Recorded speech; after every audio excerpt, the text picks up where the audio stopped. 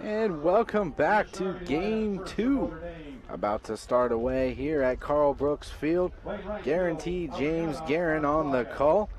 And we are live via Radio Dixie 91.3 and CEC TV Channel 22 on TDS.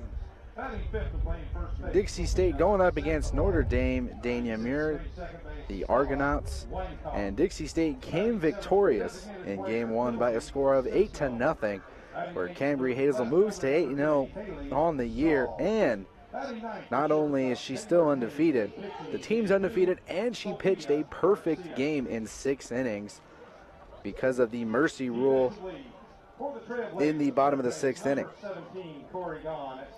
Starting pitcher for the Trailblazers is Alexa Melendez. And coming into this game, Melendez is 4-0 on the year. Has a 5.6 ERA. Has 17 strikeouts to go along with 12 walks.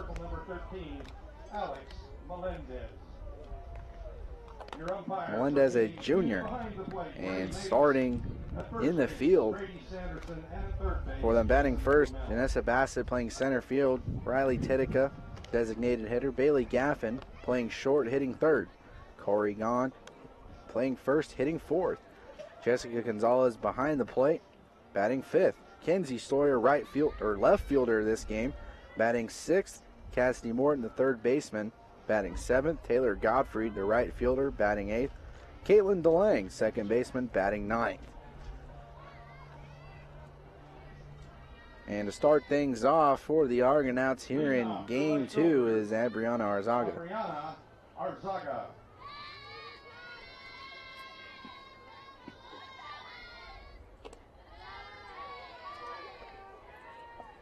That first pitch misses for ball one.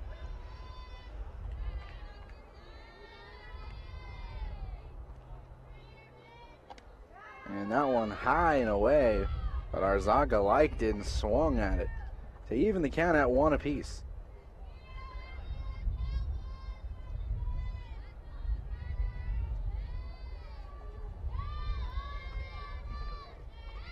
Wind up in the pitch. And swung on, strike two.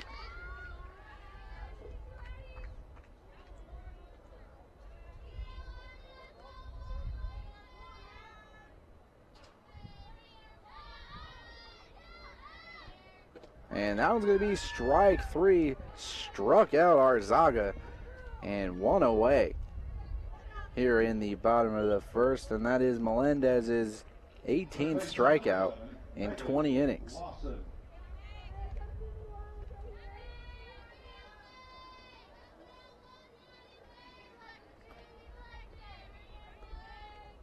And that first pitch is going to get hit into shallow left field. And the Argonauts get their first hit in both games, their first base runner. And that is Megan Lawson. Reaching first. Center fielder. That's going to bring up Alessandra Gianavola.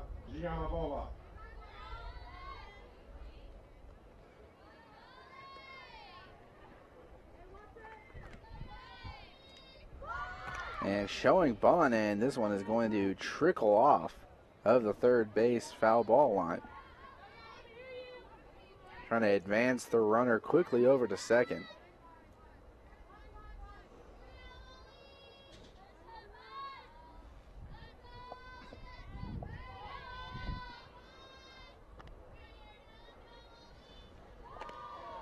And swung on and missed. Strike two.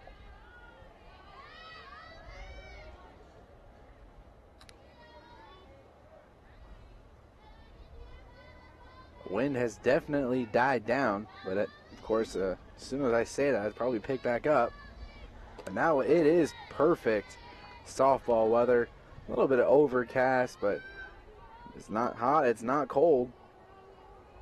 So Saturday afternoon, if you're not doing anything, come on down. We do have a baseball game going on next door which I got word that, and that one's going to be a ball. I got word that CEC is actually streaming the baseball game as well on YouTube, but there is no commentary there. It's just me here at the Softball Diamond, who we are also on YouTube as well. And I'm going to get fouled into the backstop to keep the count at 2-2.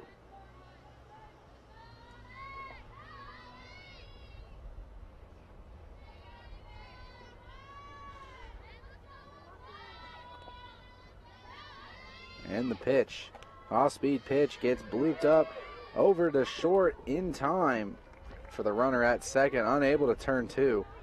And Gaffin gets the force out over at second. And Gianavola gets on by fielder's choice.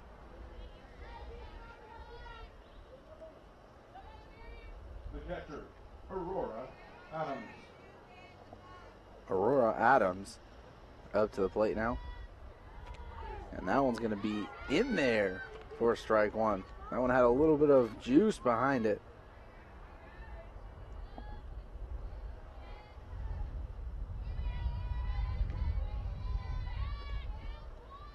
And the windup and the pitch, and this one's going to get blooped up again.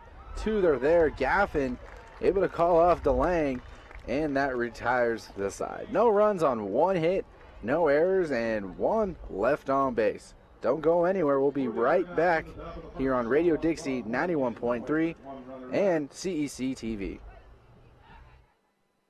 There is a place where looking out means looking in, where an impression lasting only a few seconds will be imprinted on a life forever, where courage is forged and innocence rediscovered, where remembering is rewarding and forgetting unforgettable. There is a place where truth is felt and where seeing is believing. There is a place.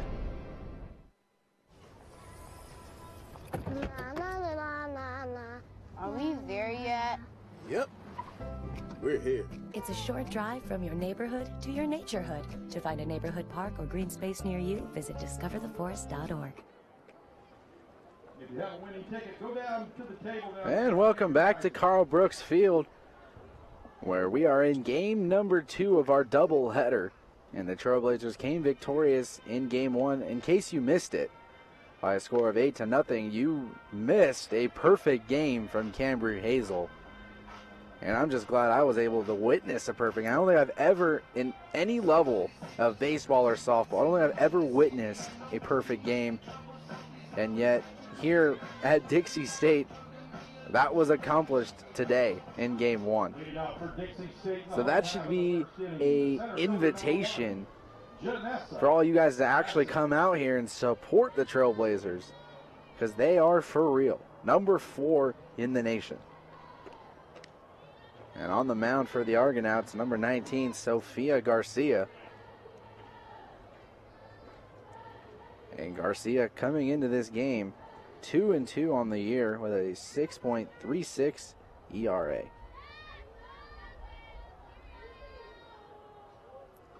And the pitch, and this one's going to get lined, and see ya later. This one doesn't even have a chance to stay in the park. It was gone the second it made connection with the bat, and Janessa Bassett on the second pitch takes this one yard and gives the Trailblazers a 1-0 lead. Lead-off home run by number 1, Gina Bassett.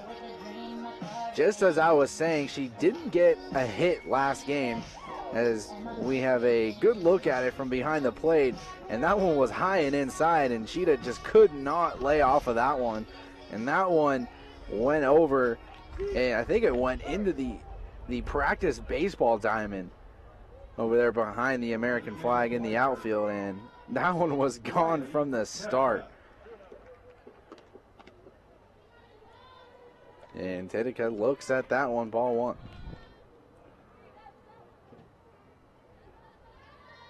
You know, Janessa makes me look really good, because last game I was just saying we might see some fireworks from her in game 2, and bam, First at bat doesn't even give me a time to warm up to it. Next thing you know, it's over the fence for her 6th home run of the season, which leads the team.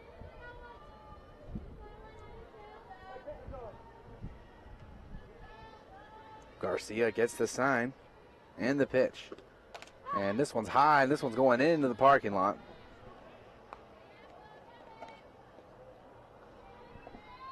Two and one, they count.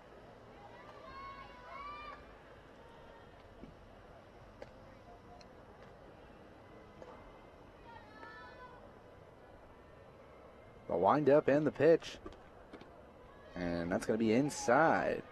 3-1 the count.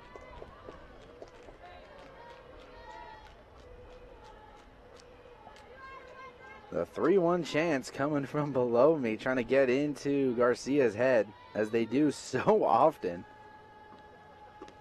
And this one's going to get chopped up, and this is not going to be a problem for Stella Weinkauf, playing over at second to get out number one. Number 5, Bailey Gaffin. And that is going to bring up Bailey Gaffin.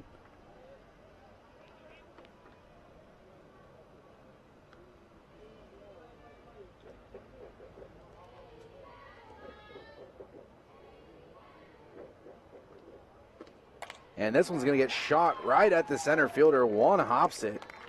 And Giannavola takes it off the bounce, and a outfield signal for Gaffin. Number 17, Corey Gone. And with that, Corey Gone up to the plate. After game one, Gone hitting .286 on the season.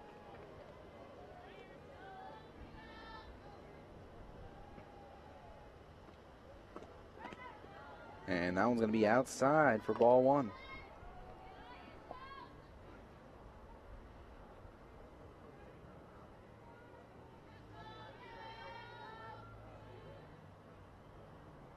The windup and the pitch. And that one's going to hit the corner. And that's going to fall for strike one.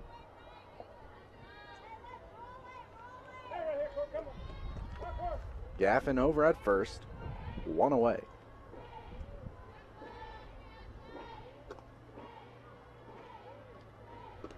And this one going to be hit over to left field, out of play, and making the play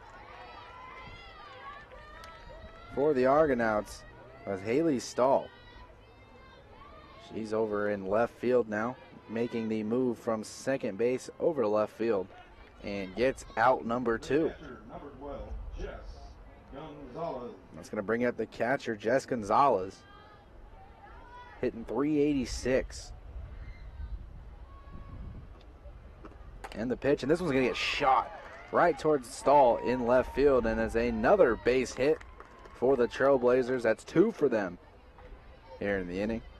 And still have 2 away, and that's going to bring up the left fielder, Kenzie Sawyer. Sawyer hitting .395 after game 1. Left fielder, Kenzie Sawyer. Runners on first and second, 2 away. And that one's going to miss for ball 1. Sawyer, one of 4 seniors on the team this year, so even less seniors than last year. So this Trailblazer team, fairly young. And with all the success that they've had so far here in the early on season, you would only think that they'd be even better this year. Do have 2 sophomores in the starting lineup right now, and then the 3 seniors, and then there's 5 juniors. And now we're going to miss outside for ball 3.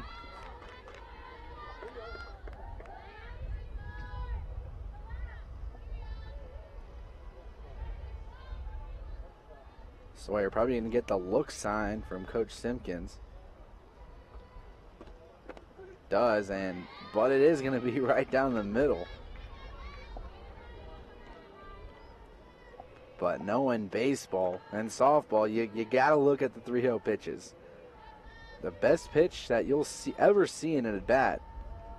But you got to look at it. And Sawyer may have thought that one was a little bit too high. The umpire liked it, and he called it a strike. We're at a 3-2 count now.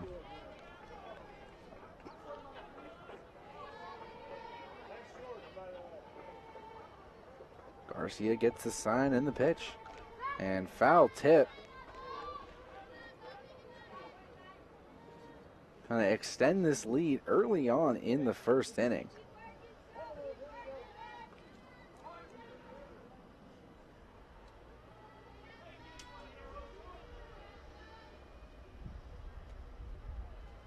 Garcia with the pitch, and that's in the dirt, ball 4. And now we have bases loaded here in the first inning. And that is going to bring up the third baseman, Cassidy Morton. Morton hitting .278 on the season. Started 5 out of 13 games. Has 5 RBIs. Third baseman Cassidy Morton. And the pitch from Garcia. And that one's going to be high for ball 1.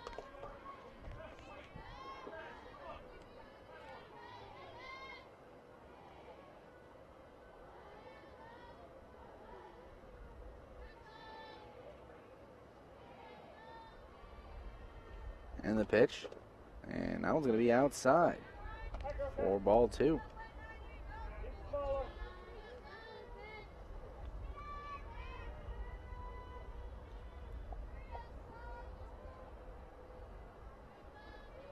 Garcia gets the sign and pitches. And this one's going to get roped over to the left field side and once again went right towards our cameraman. And that is the danger spot if you're in foul territory, as I know that far too well. Count now 2-1. 2 away with the bases loaded. Morton trying to extend the lead here. And this one's going to get blooped into right field, and that's going to fall for a hit. 1 run will score. Runs rounding third. She's going to score too. Gonzalez scores as well as Gaffin. And a 2-out, 2 RBI single from Cassidy Morton to extend the lead to 3-0. Inside. Oh, that was the wrong replay, excuse me.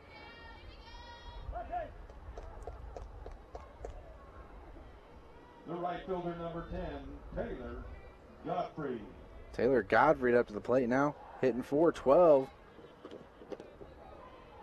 after game 1 and looks at ball 1.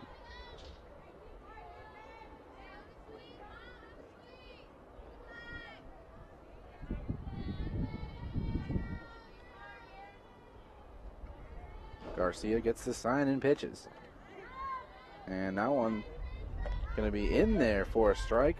Took a little bit off of that one.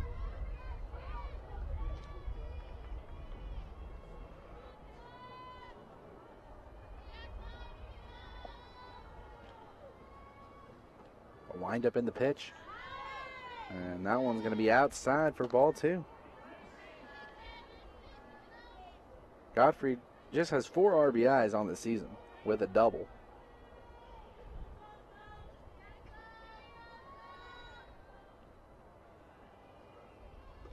And the pitch. And it looked like it was too high. 3-1 the count. Another 3-1 opportunity. Such a favorable pitch to hit off of at a 3-1 count.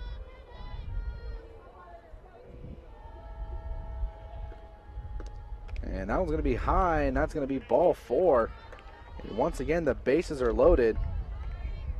And Caitlin DeLang with the honors, as she was the one that ended game number 1 with a 2 RBI single up the middle to end the game. And it looks like we have a pitching change for the Argonauts. Sofia Garcia out just 2/3 of an inning. And it looks like the new pitcher for the Argonauts going to be number 10, Audrey Vickery. And while she's going to go warm up, we'll take a timeout. Be back in a minute right here on Radio Dixie 91.3 and CEC TV. Where do you find the titans of classical music in St. George?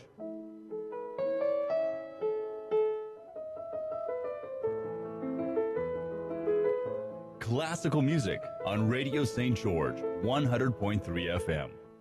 Where do you find the legends of jazz?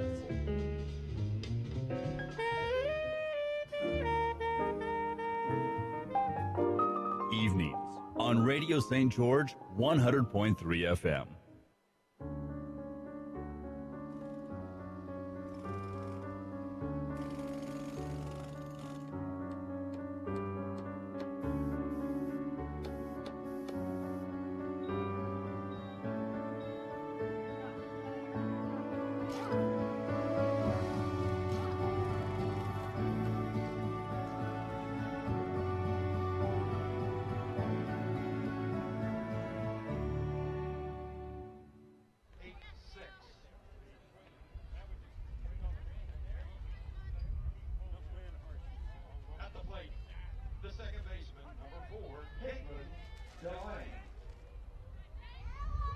And welcome back to Carl Brooks Field, where Vickery coming into the game just 2/3 innings in, and she's already in a jam. But the bases loaded, down 3-0.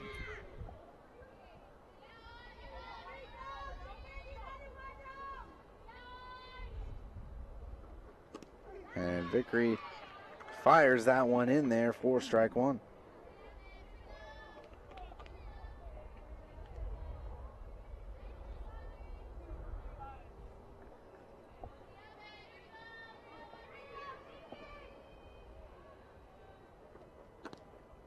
And that one's going to be low and outside for ball two.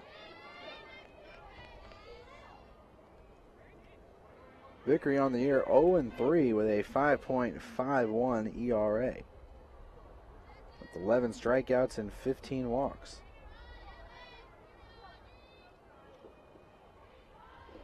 And the pitch. And misses for a 3-ball, 1 strike count.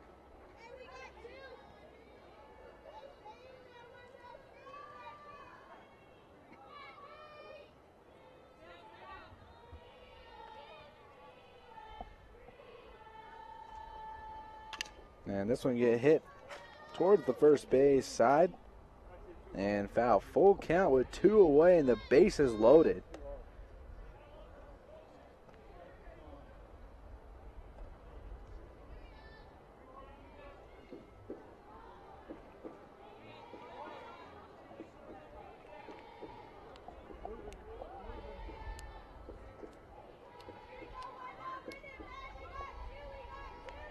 And the pitch, and this is going to get fouled out.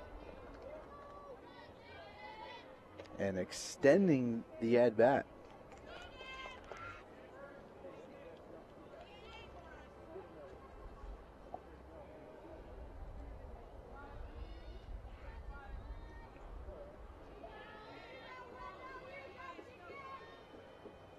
And the pitch from Vickery. And that's going to be high, ball 4, and that's going to bring in a run. Sawyer scoring from third, and that extends the lead to 4-0.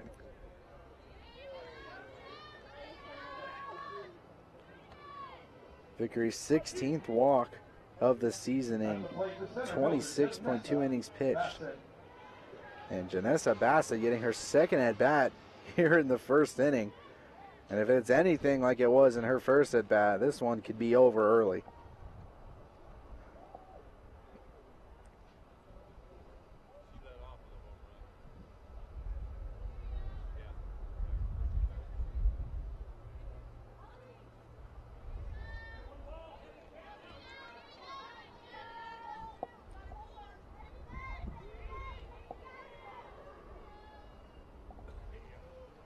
And the pitch. And outside for ball 1. Bassett homered to start the game off.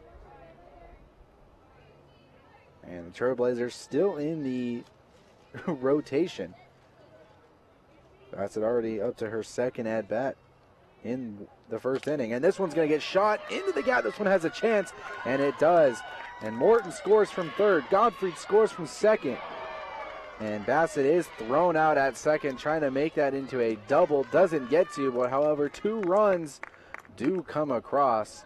And nothing you can do about that one. So after one, Dixie State six runs on 4 hits, no errors, and 1 left on base. To the top of the second we go.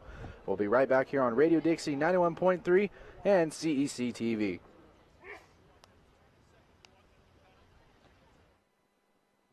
So, I just moved in with this family, and it's embarrassing.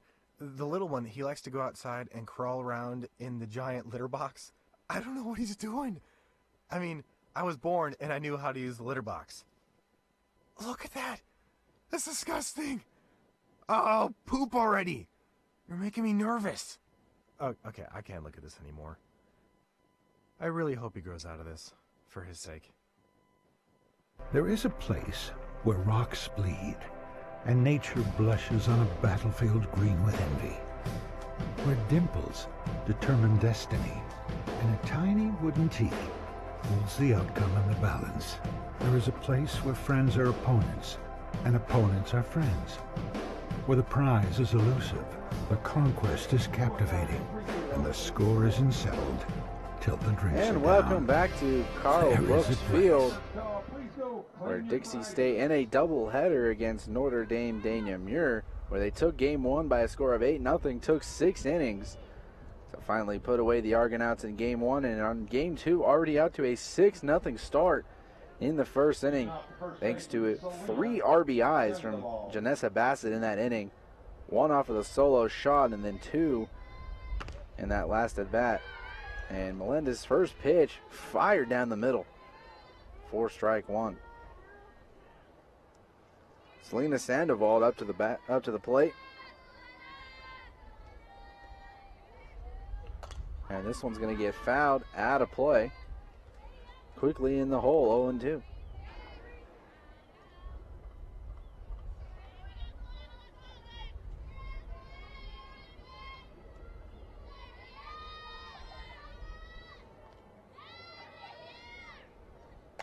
And this one's going to get hit, but Bailey Gaffin is right there. Had to make somewhat of an effort to run over there. Makes the out and 1 away.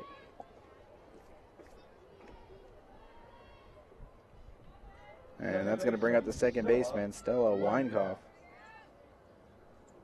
Weinkoff hitting .231 on the year so far. Does have 1 home run with 3 RBIs to go along with it. And the pitch, and that one's going to get fired in there once again for strike 1. Melendez doing a little bit of smoke here early on. A different approach than what Hazel was doing in game 1. Hazel a little bit more of a placement pitcher, but Melendez showing some speed, and that one going to be inside for ball 1. Had a chance to actually talk to Melendez after or during a basketball game, and I noticed she was wearing the softball sweatshirt, and I was gonna get fouled in the backstop. And I approached her and I was like, "Hey, did you guys win today?" This was during the Easton Classic. They had just got done playing, and she was like kind of limping, and I was like, "Hey, you all right? You guys win today?" And she was like, "Yeah, I'm okay. I just, just being clumsy and kind of tweaked my ankle a little bit." Started talking a little bit, and I'm gonna get roped out of play. And she was just such a character. She smiling, of course, always happy, and it's nice to see that. And she had no idea who I was. I eventually told her who I was, and I said that, no, I call your guys' games.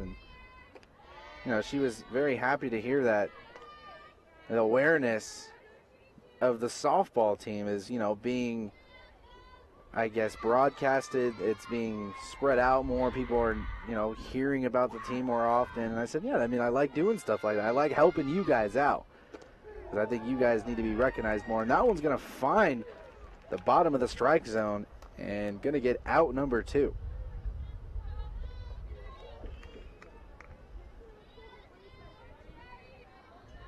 But Melendez really, she just seemed like she carried herself very, very well, and off the field as well. And that's exactly what you need from, student athletes, is not only do you need to be able to be a positive on the field, off the field is just as important.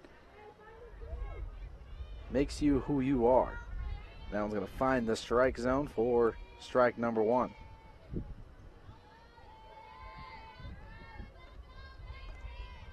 And the pitch. And I was going to be outside.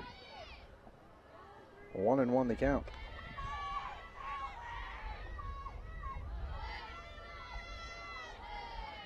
Melendez was on the team last year, but didn't see much playing time due to the experience at the pitching position. And that one is going to be outside once again.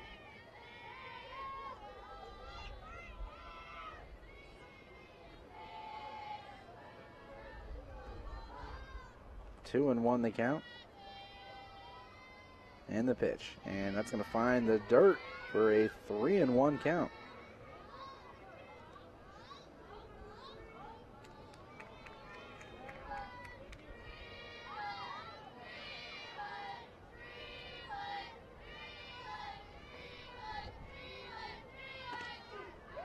And that one's going to be in there for a strike to make the full count.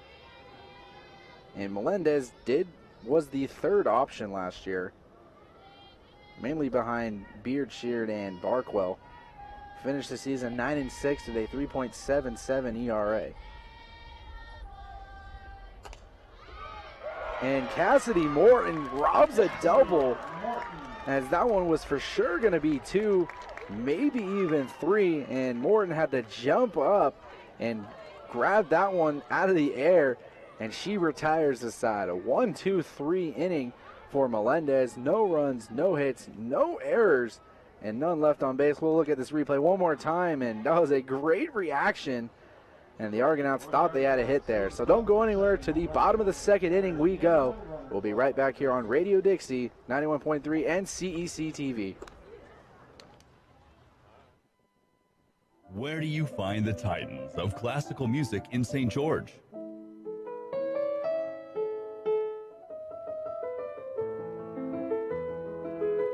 Classical music on Radio St. George 100.3 FM. Where do you find the legends of jazz?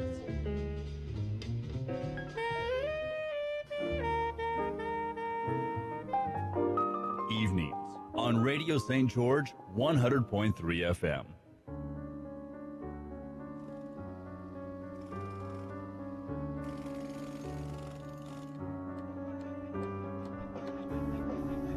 And welcome back to Carl Brooks Field. Oh, the Jimmy Eats world. I like it. I like it a lot. I've been listening to old punk rock lately and bringing me back some memories. Riley Titica to start things off here. In the bottom of the second inning, looks at strike 1.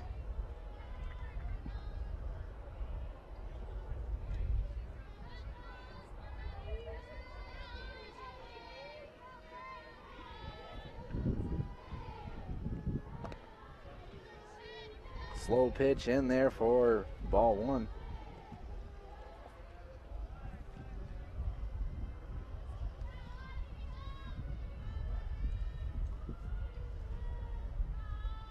The pitch in the dirt. Ball 2.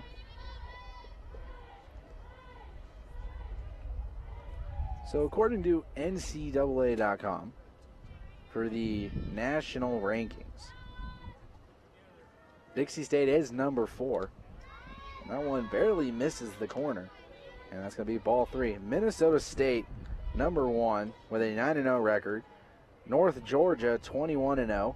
And Colorado Mesa at 12-0.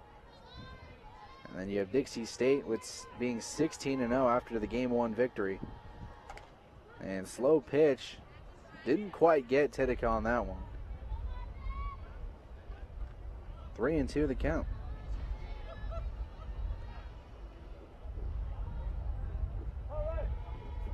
other Pac West opponent, Concordia Irvine, at number 20. And strike 3. Titica goes down, and Vickery gets her first strikeout. That would be number 12 on the season. The shortstop, number 5, Bailey Gaffin. So Dixie State strong favorites in the Pac West. And there shouldn't be any discussion whether or not they should make it back to regionals. They made it to regionals in consecutive years since 2009. So a good run for Coach Simpkins and the teams that he's been able to do over the years. He's able to manage, excuse me. As we are at a 2-0 count.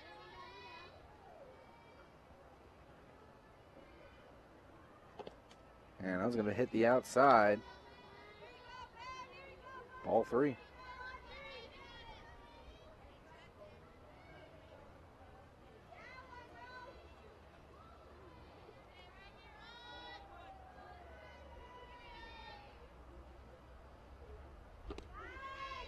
That one's going to be in there for a strike to make the count 3-1.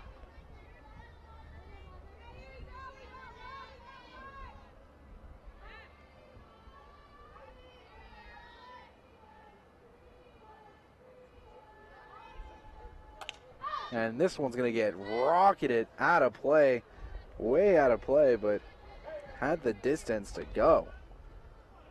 And Gaffin at a 3-2 count.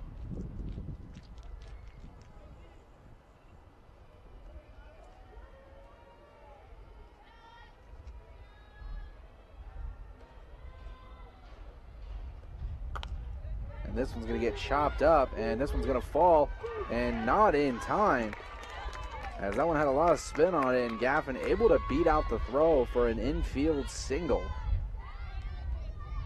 And Weinkauf tried to hurry that one up, but unable to do so. As we get a look at our replay, and a lot of backspin on it. Nearly catches it, but Gaffin beats it out by half a step.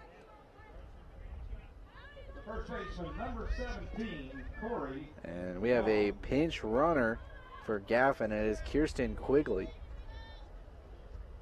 And Corey gone up to the plate now.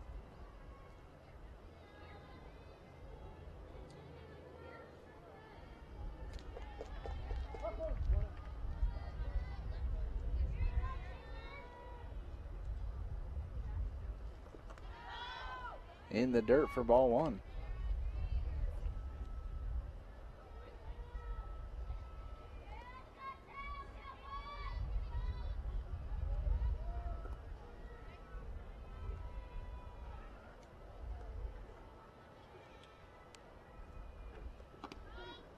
That one's going to be in the strike zone, even the count at 1 apiece.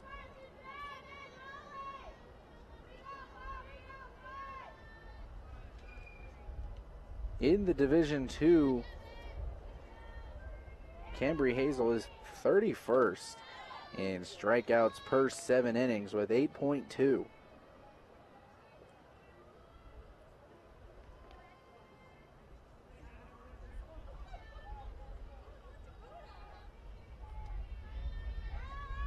Two and one the count, 1 away.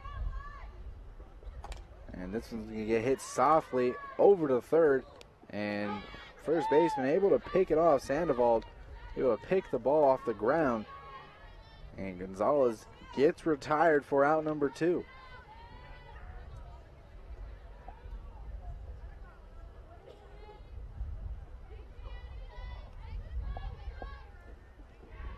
The catcher, Jess Gonzalez. Excuse me, that wasn't Gonzalez out at first. That was Corey Gahn. Gonzalez is up to the plate now. And Gonzalez hits that one. Foul. 0-1 the count. 2 away, and we have a runner on second. would be Quigley.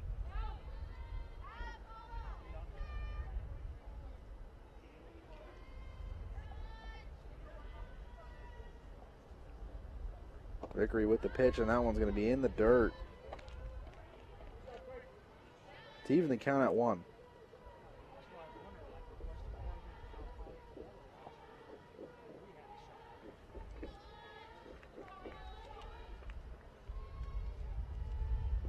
And the pitch, and this one's going to get hit softly up the middle, but unable to make that is the shortstop, and a run. Quigley's going to come around from second to score, and unable to make that play is Taylor Haynes, where she just lost handling of the ground ball, and Quigley with 2 outs running on anything, and she is able to turn the corner and score from second, and Gonzalez moves over to second.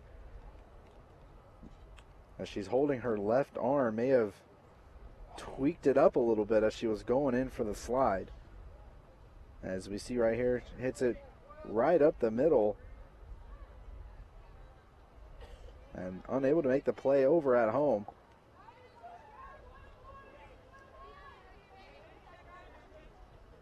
And it was her left arm as she was sliding down. It looked like it didn't bend as she was sliding, and that may be what she is holding on her left arm. Could have been her elbow.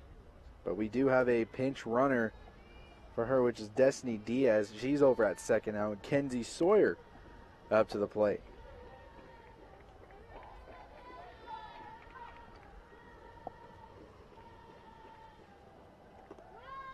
That one low for ball 1.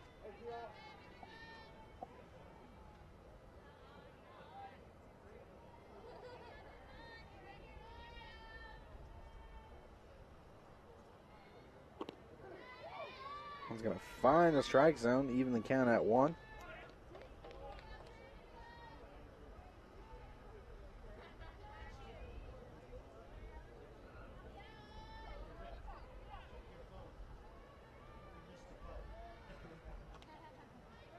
And that one's going to miss the corner and be outside for ball 2. This game 2 out of 3 games this series. There is one more game tomorrow right here at noon. And I will be here on the call. And 3-1 the count, and that last pitch again misses the outside corner.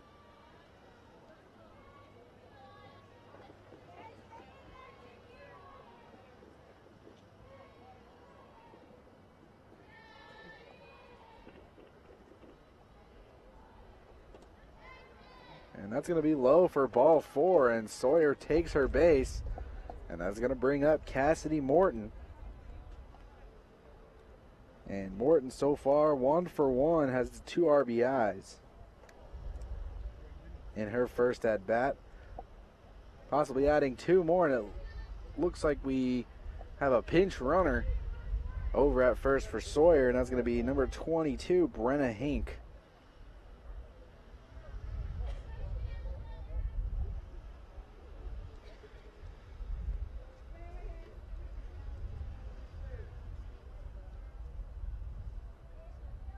Inc. 3 for 3 with stolen bases this year.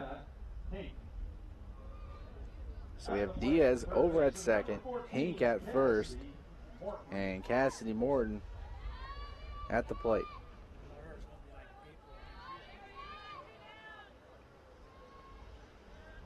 And the pitch. And that's going to be low, ball 1. 7-0 lead for the Trailblazers here in the bottom of the second inning.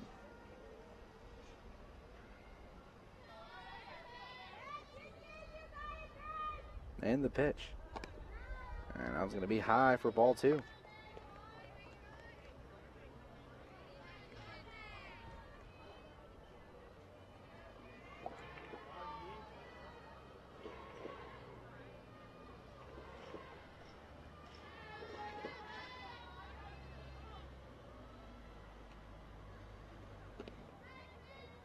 One's going to be low and outside for ball 3. and nothing seems to be hitting for Vickery so far. Vickery up to 28 pitches.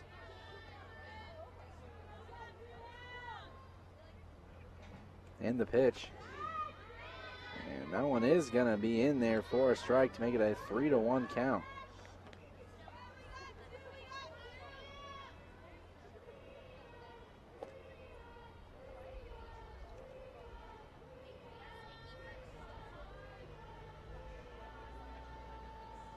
And the pitch, and chopped off over to the dugout. And at a full count.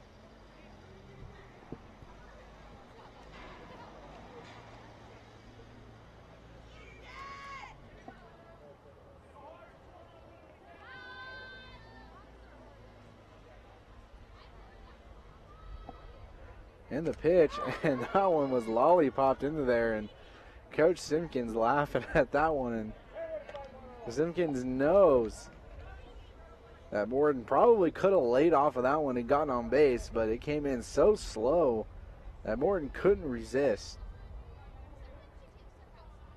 And she laughed.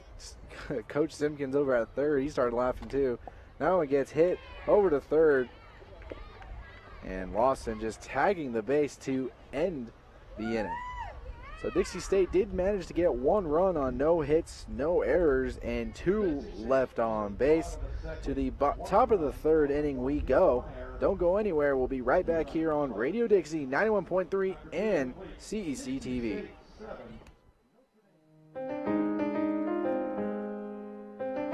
Hi, good morning. Welcome to our set here of Talking Point Live. We're just getting ready to shoot our show, but we thought we'd put out a little bit of a promotion so you know when this is going to be rebroadcast. Right. You can find us at 9:30, 12:30. 4:30. Sorry. Did I step on you? I'm always stepping on you. You are. Tune in and watch me step on Jen Moore. On Talking Or Point Live. attempt to, anyway.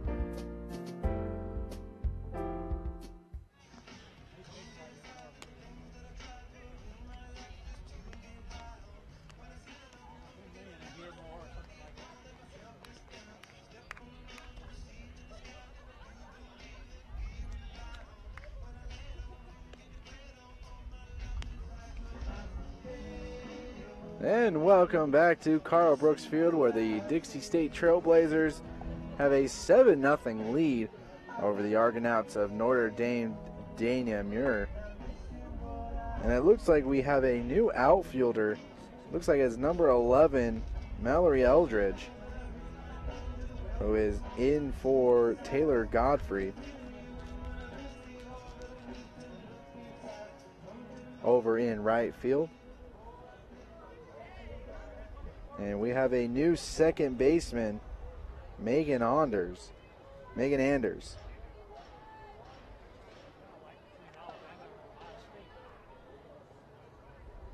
So 2 new faces.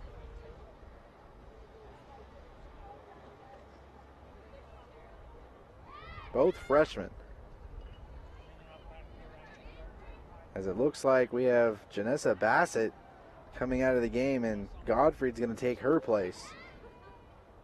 So possibly with the big lead, some new faces will be getting some playing time, which is always a good thing. It's never a bad thing. You know, like you're winning and you may be a starter and then your coach pulls you out of the game. You want to stay in there because, you know, that you've earned your right to be that starter. And, you know, personally, it's only happened to me a couple of times, and I hated it. I hated getting pulled out of games because it's like I used to sit on the bench. Now I'm a starter. I want to stay out here. I know you can always risk the chance of you getting hurt, and there's nothing worse than getting hurt, especially in a blown game. But it's just one of those things where you just never want to leave. And it also helps the developmental stage of some of the younger players. It allows them to still get, you know, good experience against some decent talent in the other opponent. I think it's just it's a good, it's a, what do you say, not a process, but a technique, I guess. But either way, some new faces out in the field right now. with the Trailblazers up 7-0 in the top of the third inning. And showing bunt is Stahl, and count is on 2-1.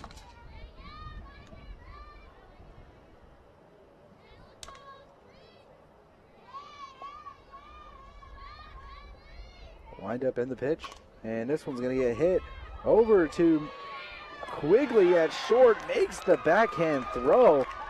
Almost looked like a Jeter play without the hop. And Kirsten Quigley, what could have been a single in the outfield, turns into an out, as we have the replay right here. And a backhand throw, able to get Stahl in time, and we have one away. And Taylor Haynes fouls this one into the backstop. 0-1 the count. No, every sport usually has one of those players, like the iconic ones, like that was the Kobe shot, the trash into the trash can. That was like the iconic thing to do about 10 years ago. And in baseball, at least when I used to play baseball, everyone tried to do the Jeter throw, where you'd be running pretty much away from first base and jumping up and trying firing it over at first, as Jeter did so many times throughout his career. That one kind of reminded me of a play like that. And showing bunt, and 1-2 the count.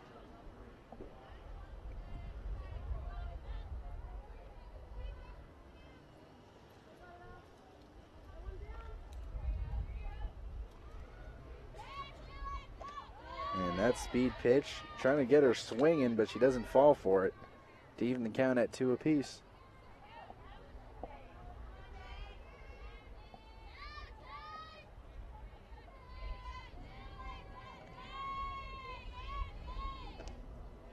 And that one's going to miss the outside corner, and we got a full count.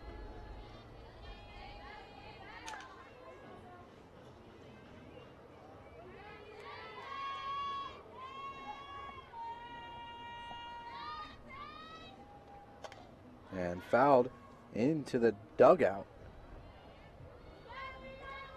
to keep this at-bat alive. Trailblazers trying to extend their win streak to 17.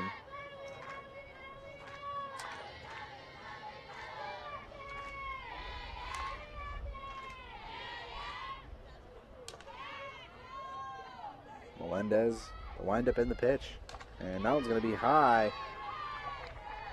And Haynes going to take her base. So runner at first, one away.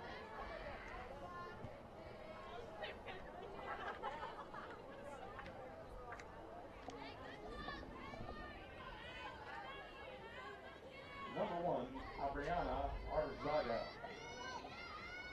Arzaga swings at the first pitch, and this one's going to go out of play.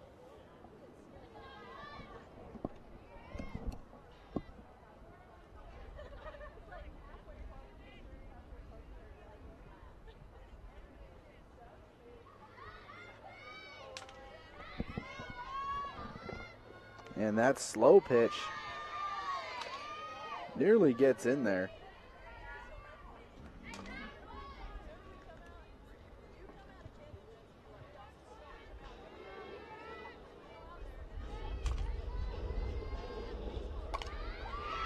And this one's going to get fired over at second.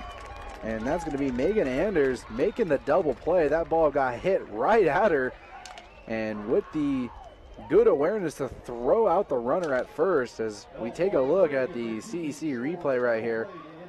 Laser right towards her, and the first baseman, or the base runner, knew with Haynes, and that's going to retire the side. We have no runs on no hits, no errors, and none left on base. To the bottom of the third we go. We'll be right back here on Radio Dixie 91.3 and CEC TV. See on page 4 that the projections need to be earthquake next Thursday. Seriously? Thursday? Can't do that. This is really inconvenient. I have yoga that day. I have no time for this. So. I can't do Thursday, but I can do Friday. Disasters don't plan ahead. You can. Talk to your loved ones about how you're going to be ready in an emergency. Don't wait. Communicate.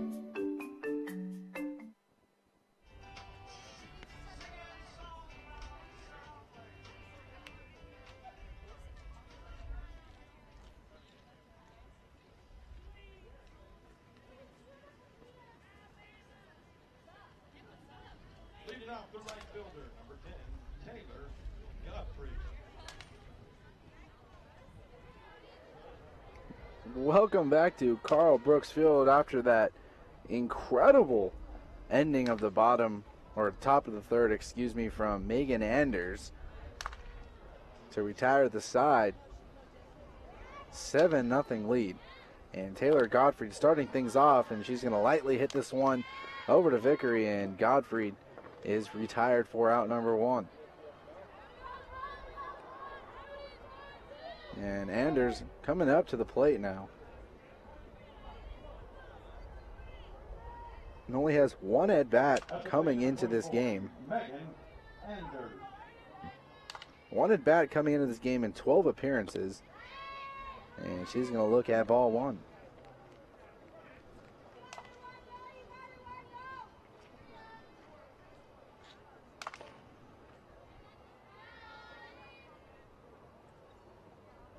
Vickery with the pitch. And that's going to be high and outside for ball 2.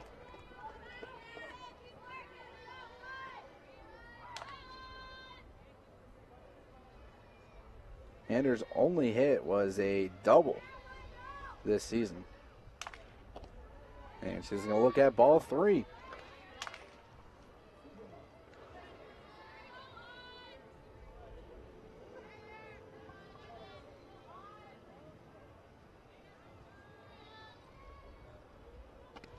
And that's going to be high and outside, and Anders is going to take her base. And that is her 3rd walk of the season. So she's had 4 at-bats, and 3 of them have been walks. She does have 2 stolen bases on the year, and that is going to bring up Mallory Eldridge. And Eldridge has 3 at-bats,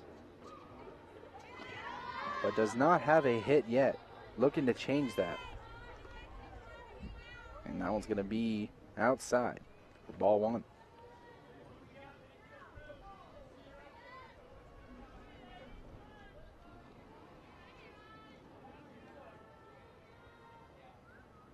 And the pitch. And that's going to be low. And that is 6 straight balls for Audrey Vickery.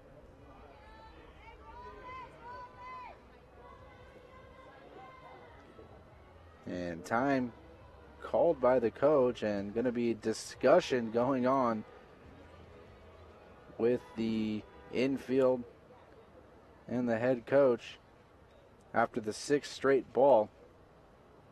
We do have runners. We do have a runner on first, and just 1 away. And there is still a mercy rule, but it is after 5 innings, so they still do have to play 2 innings if Dixie State gets 1 more run. And Eldridge looking to make that happen to get her first career, or first hit of the season. Or would be her first career hit.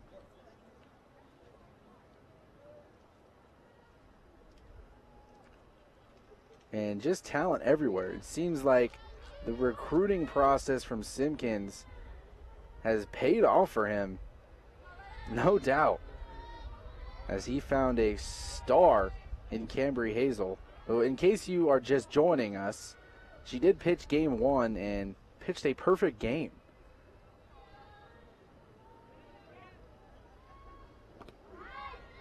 That one's going to be in there for a strike. Off-speed pitch. 2-1 the count.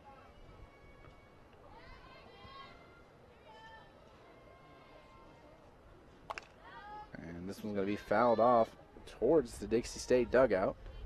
to even the count at 2.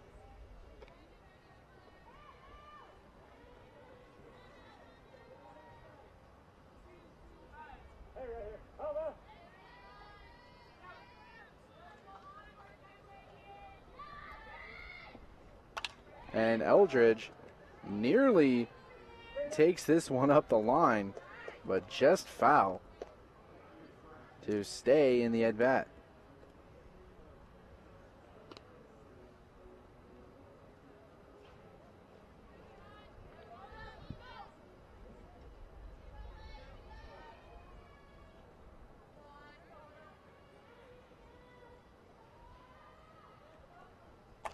And this one is going to get hit into shallow center field. Has a chance and able to make the play is Taylor Haynes and gets another double play. And nothing you can do about that, as that one looks like it could have been a hit. So that's why Anders went. And that is going to end the inning on a double play. So no runs, no hits, no errors, and none left on base.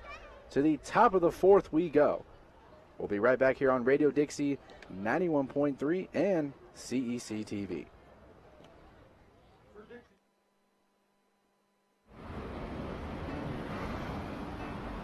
Hey, let's check out this park.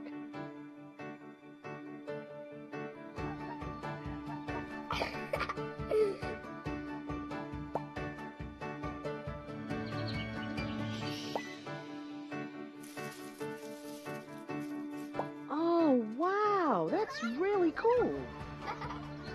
To find a great local park or forest near you, go to discovertheforest.org.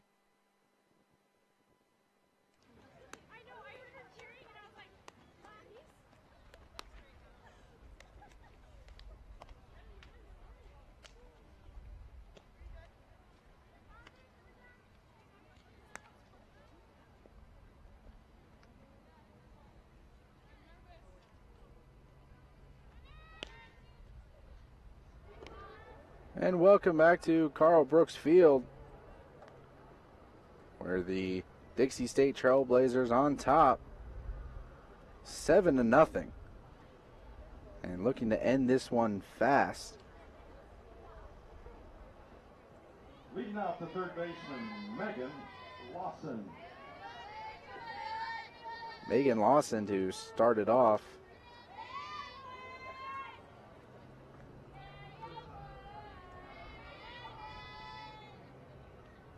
And that first pitch in there, outside of the strike zone. 1-0 the count.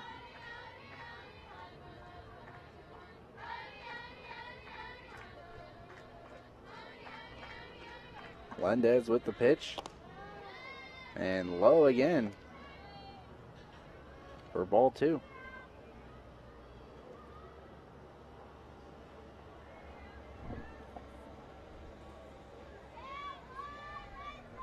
Melendez gets the sign and the pitch. And slow pitch doesn't get in the strike zone. And behind Melendez, 3-0.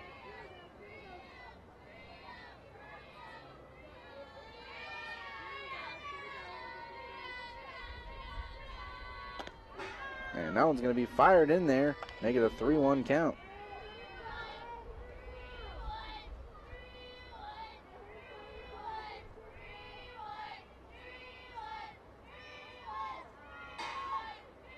And the Argonauts doing a little bit of their own 3-1 chant, and this one's going to be popped up into left field, and not a problem for Brenna Hink, and she retires out number 1.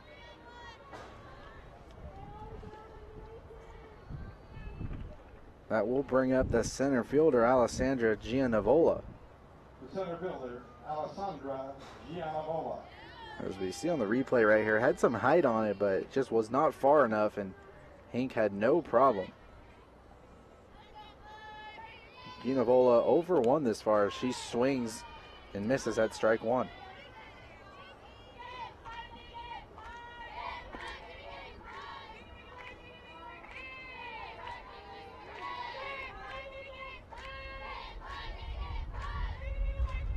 The pitch from Melendez, and that's going to be high and away even the count at 1.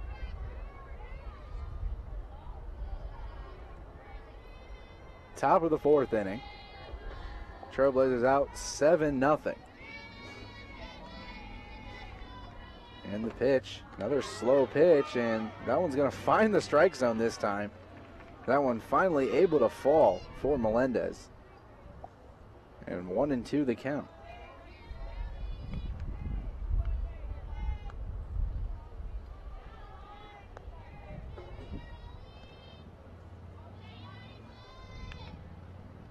And the pitch from Melendez, and chopped out of play into the intramural softball field. Still 1-2 the count.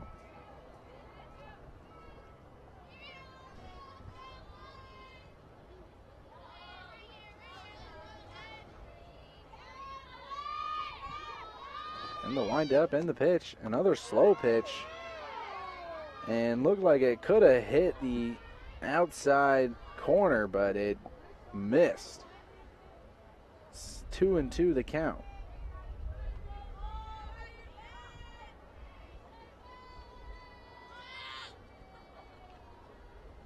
The windup in the pitch. And this one's high. And it looks like we have a change at the catcher position as well. Looks like it is Destiny Diaz behind the plate. Full count, 1 away. And the payoff pitch. And swinging miss, strike 3. And Melendez, I believe, gets her 2nd strikeout, her 3rd strikeout of the afternoon. And 2 away here in the top of the 4th inning. It's going to bring up Aurora Adams. Adams is 0 for 1 in this game. Had a fly out in her first at bat.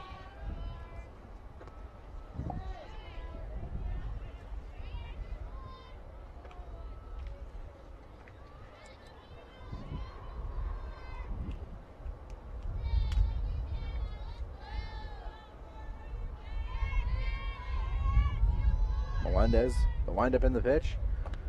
And that's going to be high for ball 1.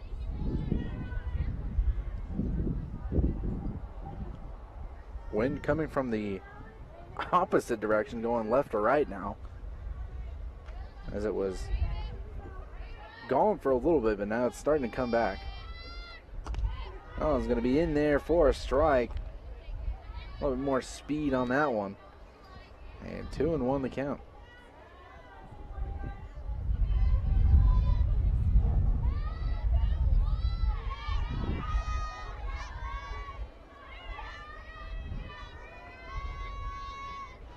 The windup in the pitch, and this one's going to get shot high and into center field, and Taylor Gottfried's there. Not a problem for her to retire the side. 1-2-3 inning for Melendez and Dixie State. No runs, no hits, no errors, and none left on base. To the bottom of the 4th inning we go. And we'll be right back here on Radio Dixie 91.3 and CEC TV. I love taking care of my mom. It wasn't easy at first. She learned how to better communicate her needs. And you learned how to not ignore yours. I discovered how to make healthier meals. And I discovered how much I enjoyed them. Becoming a caregiver is a learning experience for everyone. Find articles, tips, and tools from experts and others who have been in your place. The Caregiving Resource Center at aarp.org/caregiving.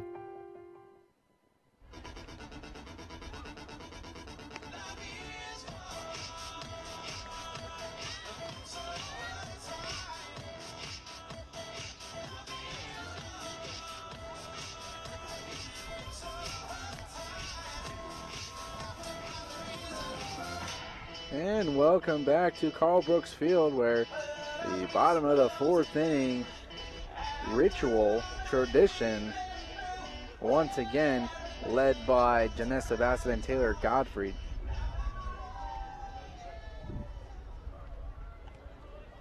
It's one of those songs where if you hear it outside of Carl Brooks Field, you just automatically think of the softball team. Because sometimes I hear it at my job, and all I can think of them is doing that dance in the dugout. I don't want to be a victim of possibly doing the dance at my job, but I may catch myself a time or two, and I'm like, I am not at Carl Brooks Field. What am I doing? So bottom of the 4th inning, and Alyssa Arslanian taking her first crack at the bat.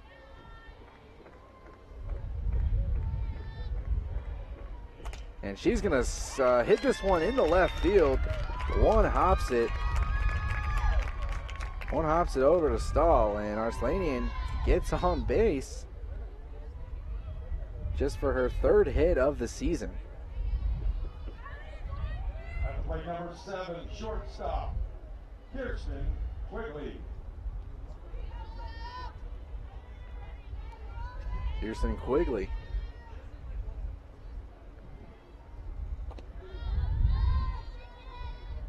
As she looks at strike 1.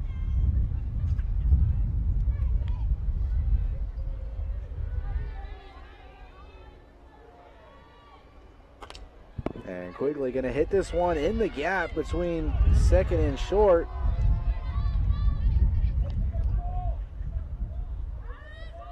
Arslanian could have went over to third, but wasn't looking at the ball. And Coach Simpkins just telling her, look at me, don't look at the ball. I'll tell you whether to come or not.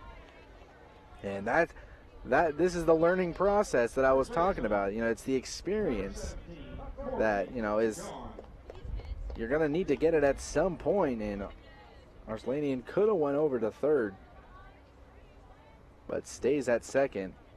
And Corey Gahn up to the plate now.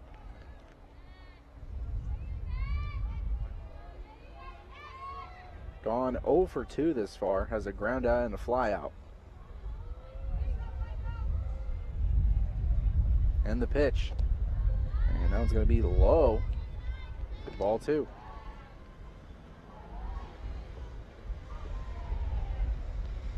Runners on first and second. No outs.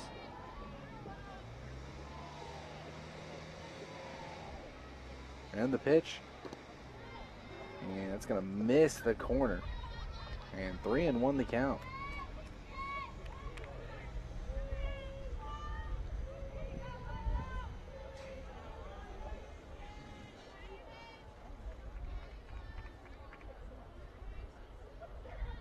And the pitch from Vickery. And this one's going to get popped up. And over at third, making the play, is Megan Larson. And she gets out number 1.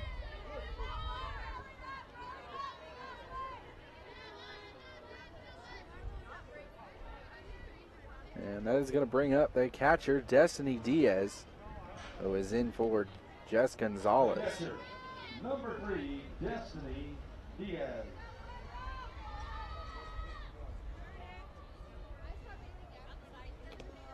And Diaz is going to look at ball 1.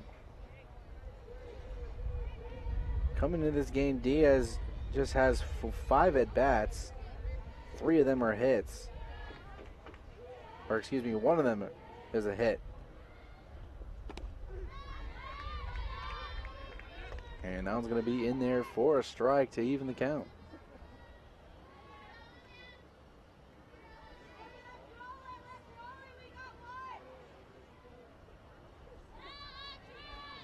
Vickery gets the sign and delivers. And this one's going to get hit way out of play. And that was good connection on it, but unable to keep that one inside the lines. Still at 1-2 the count.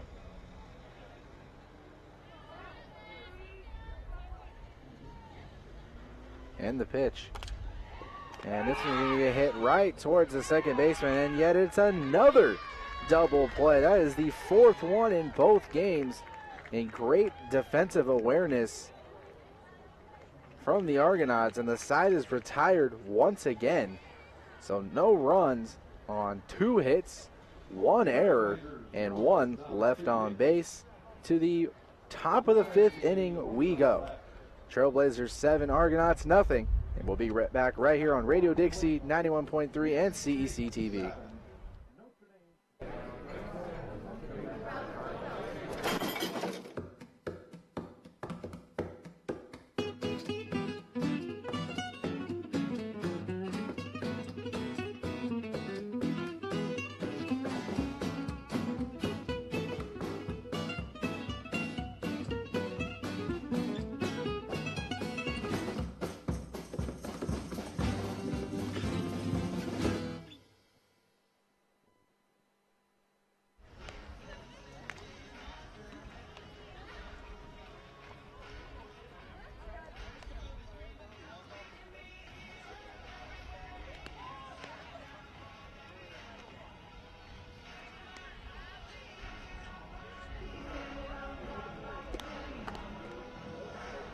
Welcome back to beautiful Carl Brooks Field, where the Trailblazers on top 7-0, and Alex Melendez still on the mound for the Trailblazers, pitching a pretty good game so far.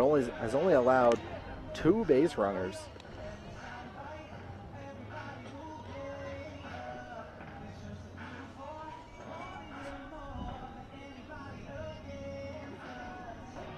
And if you missed game 1, Trailblazers came victorious to extend their win streak to 16, trying to make it to 17. For the Argonauts, first baseman, Selena Sandoval. And Selena Sandoval to start things off for the Argonauts. That first one in there for a strike.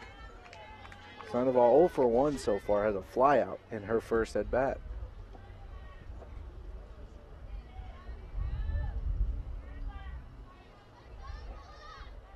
Melendez with the pitch. Off-speed pitch. Nearly falls in there, but just fell short.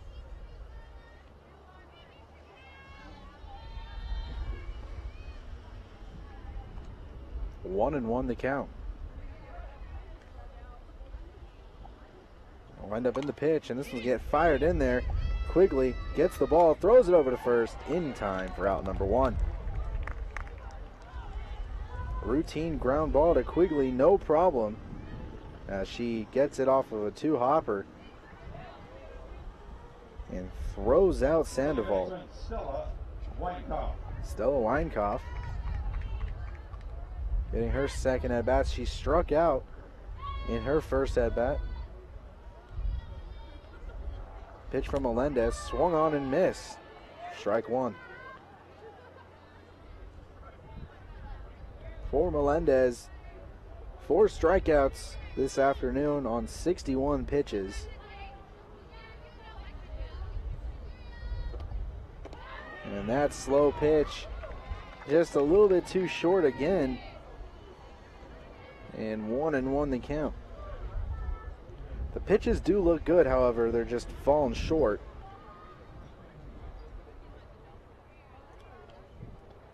Here's the windup in the pitch, and that one's going to be high. 2 and 1 the count.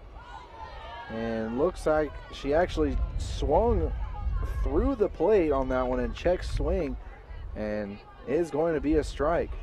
Diaz asked for a check over at first, and first base umpire said she went.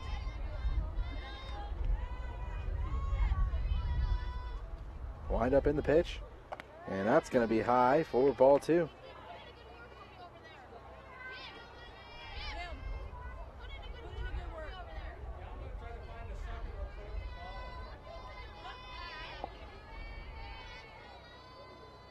There's the windup in the pitch, and low and inside. Full count with 1 away.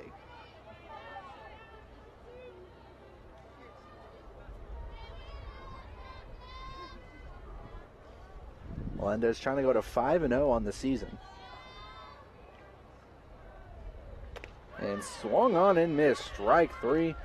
That is back-to-back strikeouts for Alex Melendez, and that is 2 away here.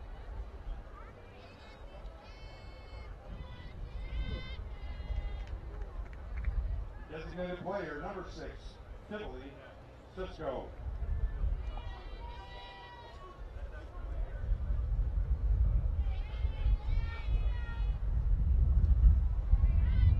Tivoli Cisco up to the plate now, 0 for 1 this far, had a fly out in her first at bat. First pitch is going to miss for ball 1.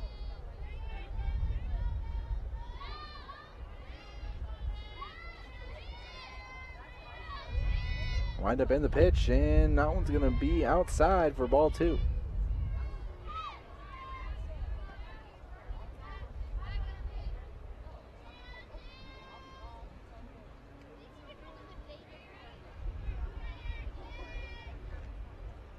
Melendez with the pitch.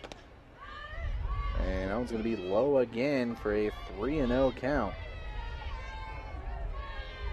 So after 2 straight strikeouts, 3 straight balls.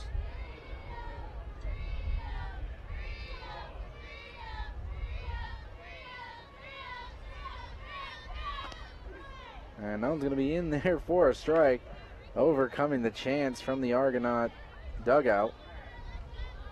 Possibly trying to mock what the Trailblazers do when the opposing pitcher's at a 3-1 count.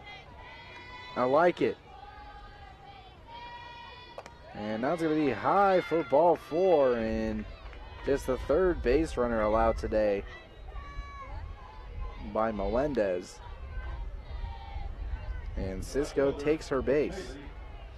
Haley Stahl up to the plate now, and she had a walk in her first at bat. Oh no, excuse me, she had a ground out in her first at bat. 0 for 1 this far. First one in there for a strike.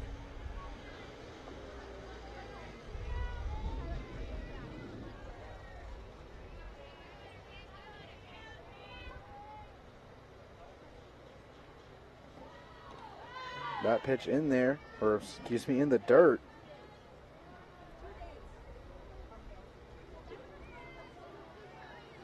An update at the baseball diamond. Dixie State going up against Azusa Pacific, the #1 team in Division II Nation. Now that one's going to get lasered up the middle, and that's going to be Godfrey using her cannon to throw it to Quigley, and that's going to be a run coming home. And Diaz trying to throw that one back to third, and a run comes around, and the Argonauts finally get on board in both games to make the lead 7-1.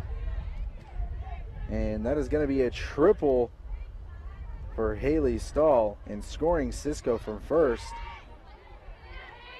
And that one, it was a good pitch. It was down low and kind of inside, but Stahl liked that pitch and gets a stand-up, or not a stand-up triple, a sliding triple, and gets the RBI.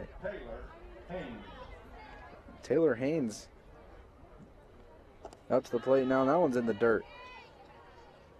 So the update, excuse me, Azusa Pacific is on top of Dixie State right now, 13-7. It is the top of the 9th inning.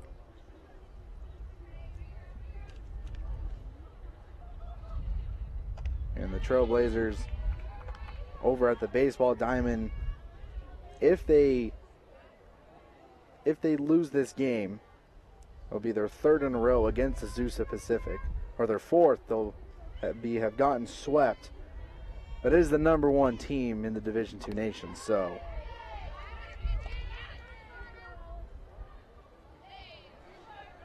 that one was a ball 2 and 1 the count.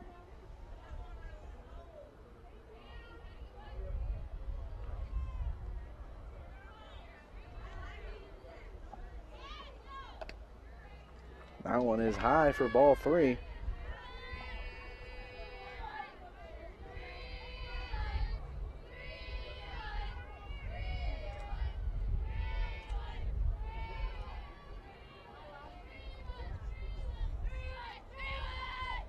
And that's a bunt, and that one's going to be foul to make a full count. And 1 run is all the Argonauts needed, and that completely changed the mood of the dugout. as soon as they scored, it was all smiles and it was all happy. So sometimes it is nice to see the other team have some kind of fun because, you know, that, oh, and watch out over there at the on-deck circle. Oh boy, Haynes nearly takes off Arzaga's head. And man, what a what a sigh of relief that nobody got hurt on that one. Everybody plays the sport to have fun. I know it's a basic concept, but when we're all growing up, that's why we play. We play to have fun. We're good at it. And that is going to be a walk for Haynes, and Arzaga is going to come up to the plate now, and Diaz is going to talk to Melendez a little bit. Melendez, the last couple of batters, has gotten away from her.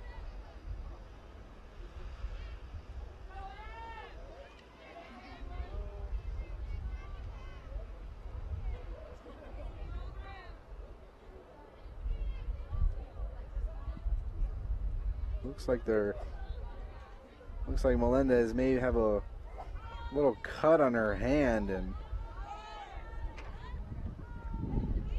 maybe bleeding a little bit on the pinky, but of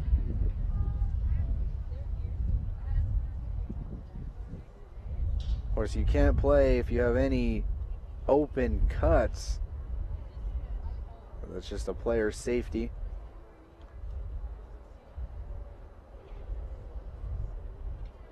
So it looks like she may need to go wrap the hand up a little bit.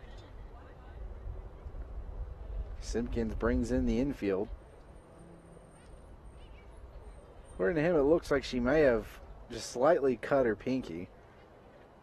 Maybe on her cleat.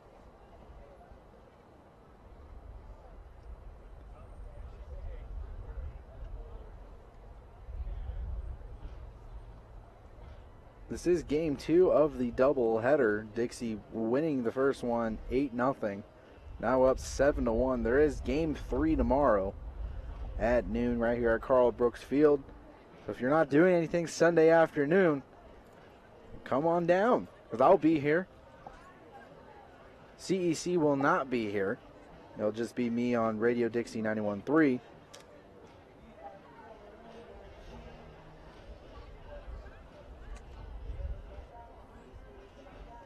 And don't forget, after the conclusion of this game, there's no more home games, but however, there is one more Dixie State game tonight, and that is the Pac West Championship for men's basketball. Yes, our men's basketball team's in the Pac West final, going up against number 2 in the conference, Cal Baptist. It is in Cal Baptist, so it is technically a home game for them. And that will be at 5:30 p.m. Mountain Time, 4:30 p.m. Pacific Time. And Carrick Segmiller will be on the call for that one on ESPN 97.7. So I will be tuning into that one. You might be able to find a stream on Cal Baptist's website, since it is a home game for them. You might be able to find a stream on their website if you go to their athletics page. So I will definitely be watching that game or listening to it, because it's not often that, you know, a Dixie State team is in the championship for something, and this is exciting. They're on this incredible winning streak right now. I believe they're on 16 right now. Started off the year 6-6 and finished the season 21-6, and then won the semifinals in the Pac West against Concordia Irvine yesterday, 69-58. Now in the championship game tonight. So women's basketball did end on the road last week. And looks like Melendez is ready to go after fixing up her hand. It looked like she does have a little bandage on her left pinky knuckle. Maybe just a small cut, but anything that is exposed, the umpires can see it. It's the same thing with football. If you have any kind of cuts on your arms, you got to get it at least wrapped. It's just a player's safety that they try and minimize on the field, court, or field or court. So she's fine though. She's still out there, and it looks like we're ready to start once again. Number 1, And Arzaga looks at strike one, and Arzaga over 2 so far, has a strikeout and a flyout.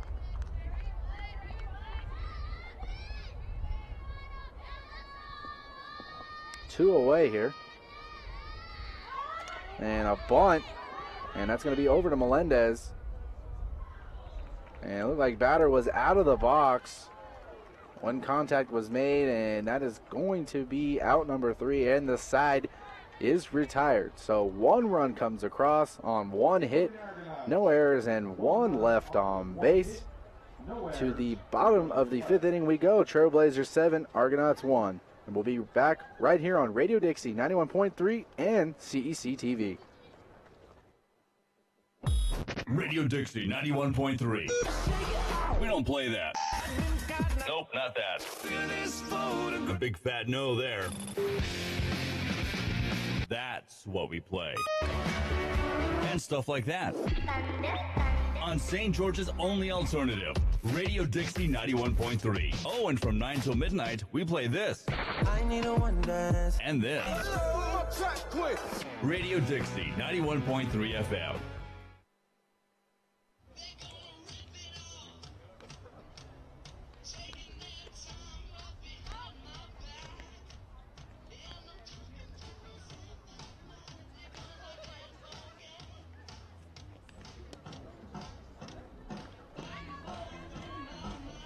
Welcome back to Carl Brooks Field, and right there we have a shot of what is the opposite end of Legend Solar Stadium. They're building the away side. Finally, it seems like we needed a bigger stadium with the generous donation from Legend Solar Energy.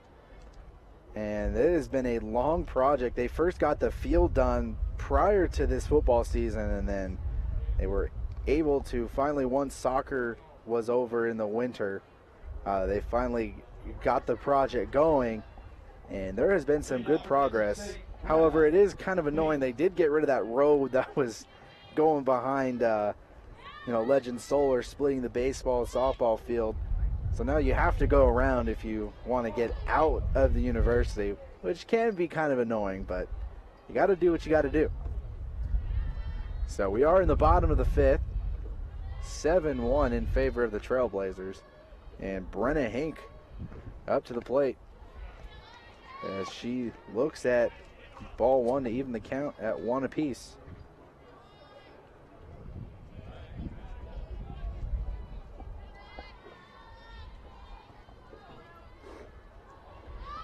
And bunt attempt goes foul. 1-2 the count.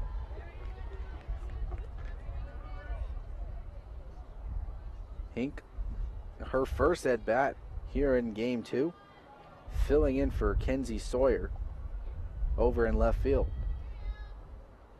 In the pitch, and this one's going to get grounded up towards second and in time for out number 1. Melissa Garcia making the play on that from second base.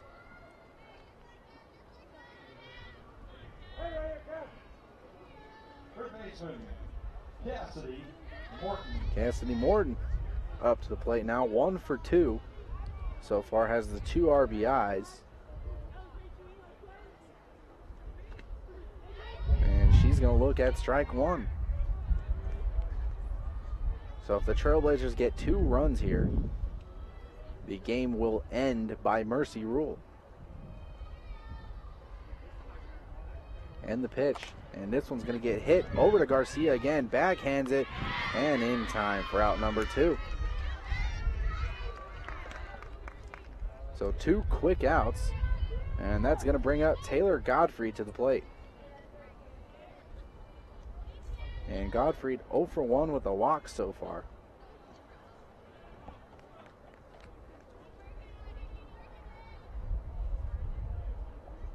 Number 10, Taylor Godfrey. Godfrey coming into this game hitting .412. As that one's going to be in there for strike one. After game one, just has 17 at-bats with 7 hits. And this one's going to get shot into right field. This could be trouble. Godfrey rounds first in the right field corner as Arzaga rounding second. Godfrey all the way to third, sliding in there with a triple. And Godfrey with her first triple of the season to get things finally going here in the bottom of the 5th inning. As that was the pitch she was looking for. It was inside and she wanted it and she just roped it down the line. And Arzaga picked it up cleanly, but Godfrey does have some wheels, so she was able to beat the throw. Number 24, Megan Anders. And Megan Anders looks at the slow pitch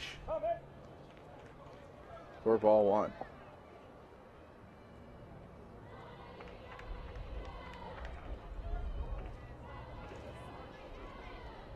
I'm working at Facebook.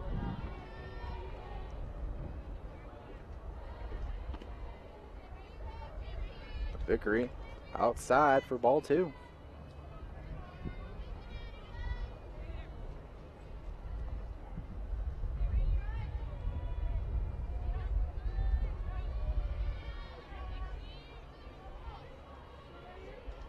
And the pitch, and that one is going to be in there for strike one.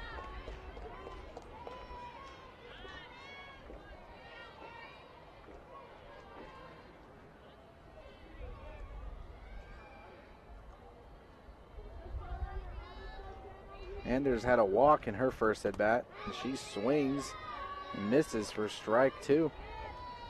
With 2 away, 2-2 the count. Runner on third.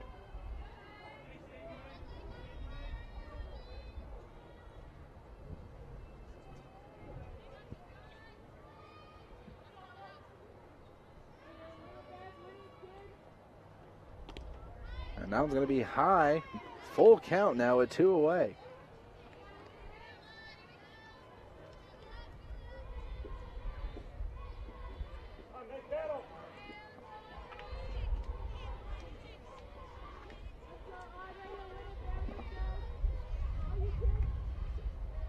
And the pitch. And this one's going to get hit over to first and going to tag the base in time to retire the side.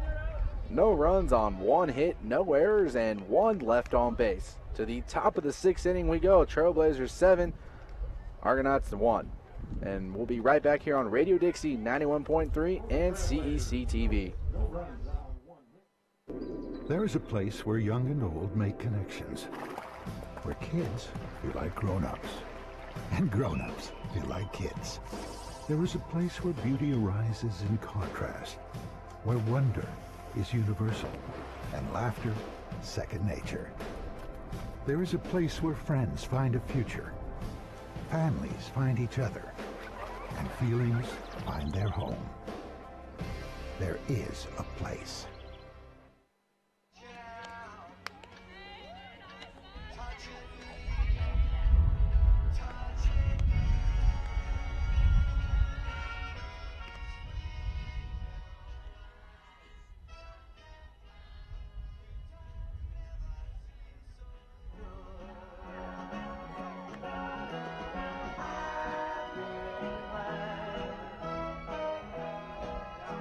Welcome back to Carl Brooks Field, and you can never go wrong with Sweet Caroline. That is a classic. And top of the 6th inning, and the Trailblazers on top 7-1. And so far, this season has been so good for the Trailblazers. Undefeated, number 4 in the nation in Division II.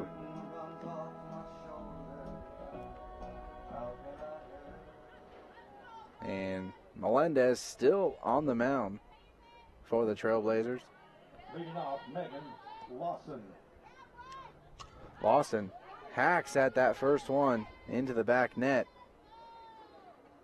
for strike one.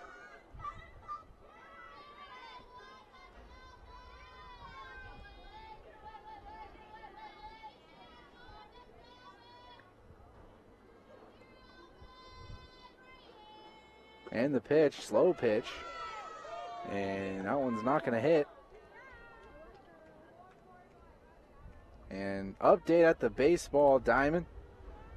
It is 14-8 in favor of Azusa Pacific. Bottom of the ninth with 2 away. And this one's going to get fouled out of play. So still fighting against the number 1 team in Division II. Dixie State able to put up 8 runs on them. And it looks like there's just a double left field RBI. So 14-9 over there. So not giving up with 2 away. And that one's going to be low for ball 2.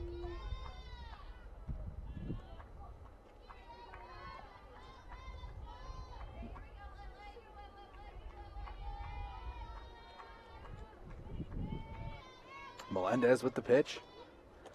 Slow pitch has not been in her favor today, and the umpire just has not been liking those pitches today. And we are at a full count now.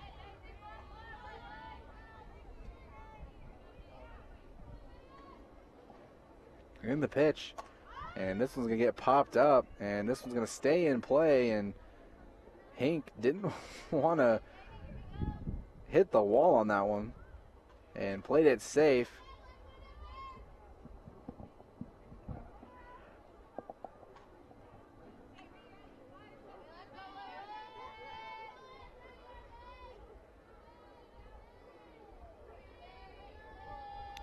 So I just got word that CEC will be here tomorrow. And that one's going to get hit up to Melendez, nearly drops it. But she's able to catch it, and she laughs it off. And it was in her glove, and then she had to catch it with her right hand. But yes, CEC will be here tomorrow, so you will be able to watch the game again at noon. Center fielder, Alessandra Gianavola. Gianavola up to the plate now. And swing and a miss for strike one. Gianavola 0 for 2 so far, has a strikeout and a ground out by a fielder's choice. In the pitch, and this one is going to be in the dirt, bouncing into the backstop.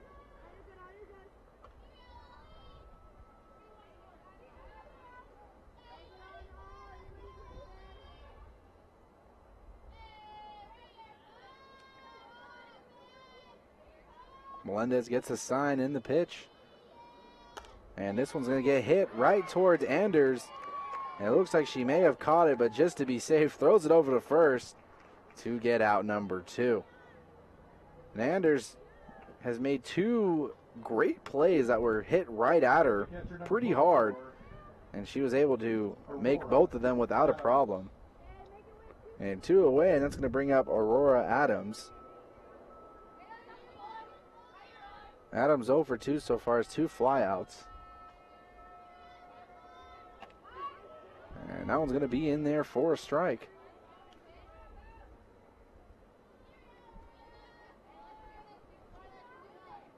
Adams leads the team with 19 RBIs. Next one has 10.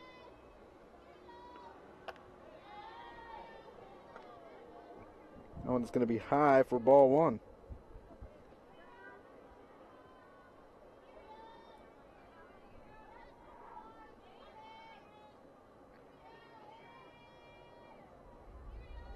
And the pitch, and this one is going to be high and out of play, and 1-2 the count.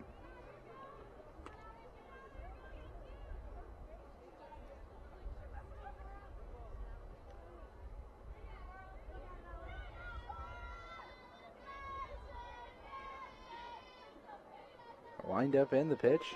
Slow pitch, and umpire still doesn't like it. Evens the count at 2 apiece.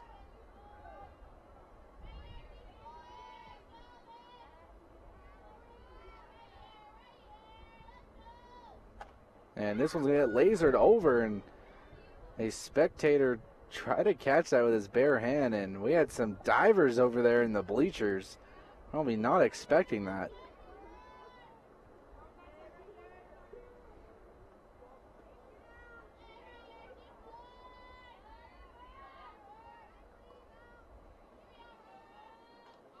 Melendez gets the sign in the pitch.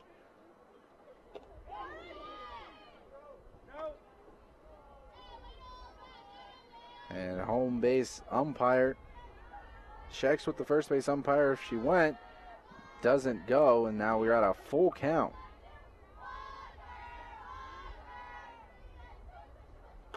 And this one's going to get hit right towards Anders once again, and another acrobatic move from Anders, and she retires aside.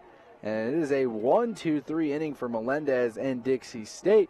So no runs, no hits, no errors, and none left on base. To the bottom of the 6th inning we go. Don't go anywhere. We'll be right back here on Radio Dixie 91.3 and CEC TV. Retired school psychologist, and helping people was my thing. After my stroke, when Meals on Wheels started, I was on the other end of the stick, so to speak. And I appreciated it very much, the attention that was given. My name is Julius Gaines, creative writer, poet, photographer. America, let's do lunch. Drop off a hot meal and say hello. Volunteer by donating your lunch break at americaletsdolunch.org.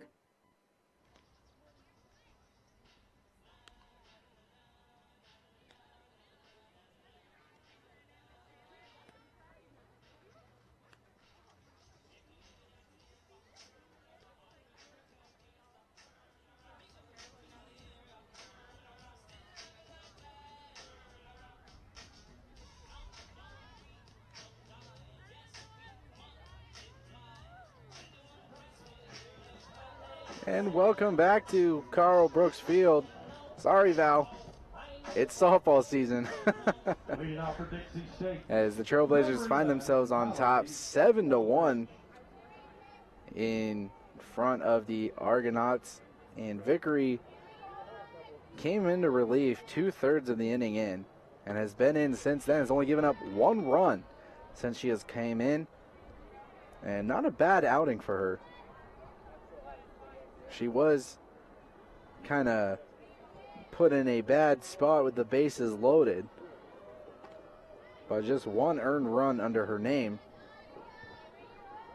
And the lead still at 7-1. As those first 2 pitches are outside. And this one's going to get hit right towards first base. And Sandoval, not Sandoval, it will be Alexis Corona playing at first, and she makes the tag over at first to retire out number 1. Alyssa Arslanian now up to the plate for the Trailblazers.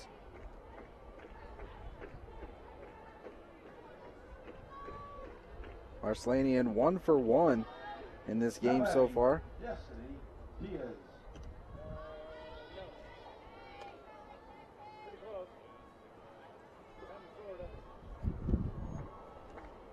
Correction. Now batting number 21, Alyssa Arslanian.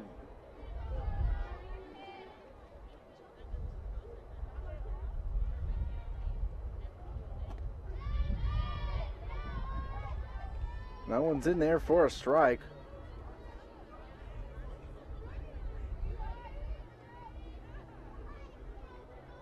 Arslanian singled in her first at bat over to left field.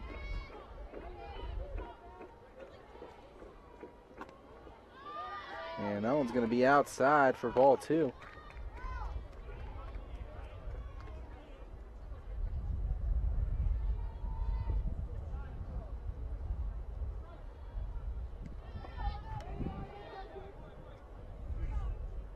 And the pitch, and this one's going to get blooped. This one does have a chance to fall, and it's going to fall, and this one's going to go all the way to the wall. Arslanian rounding second, going all the way to third, and she is in there with a triple, and Arslanian gets her second hit of the game.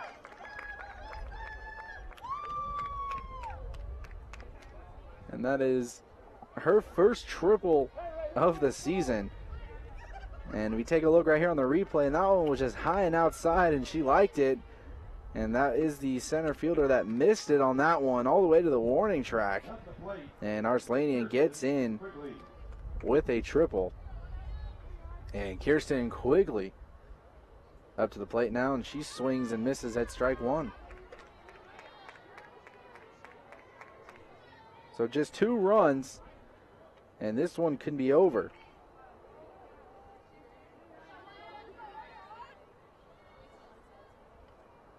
Wind up in the pitch, and that's going to be outside for ball 1.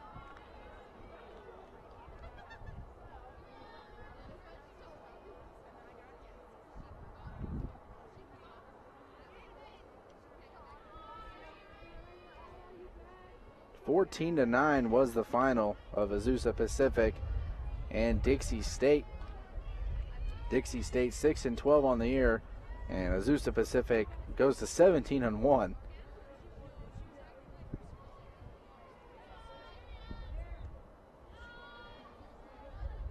Wind up in the pitch, and that one's going to be inside for ball 3.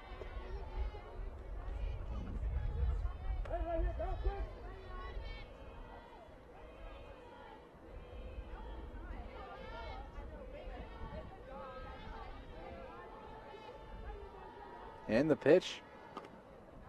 And now it's going to be ball 4, and Quigley takes her base, and we have runners on the corner now. And it's going to bring up first baseman Corey Gahn. And Gahn 0 for 3 so far in this game. The first baseman, number 17, Corey Gahn.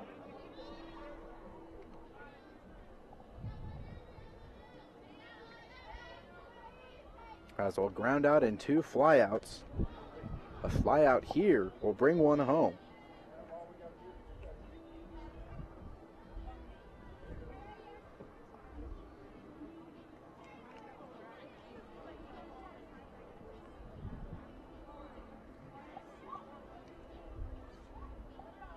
Vickery gets the sign and the pitch.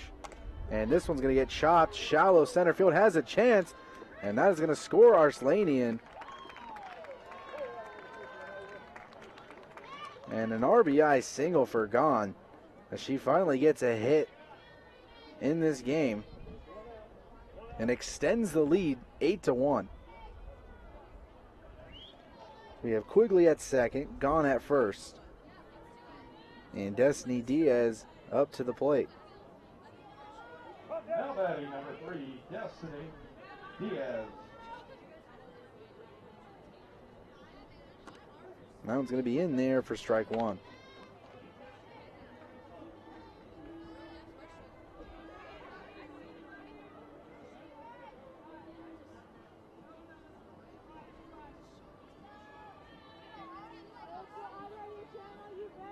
And the pitch, and outside, ball 1. Diaz 0 for 1, flew out into a double play in her first at bat.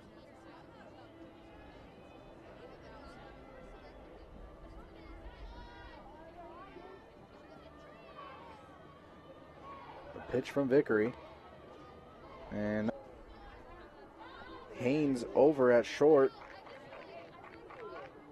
giving some confidence talk to her pitcher.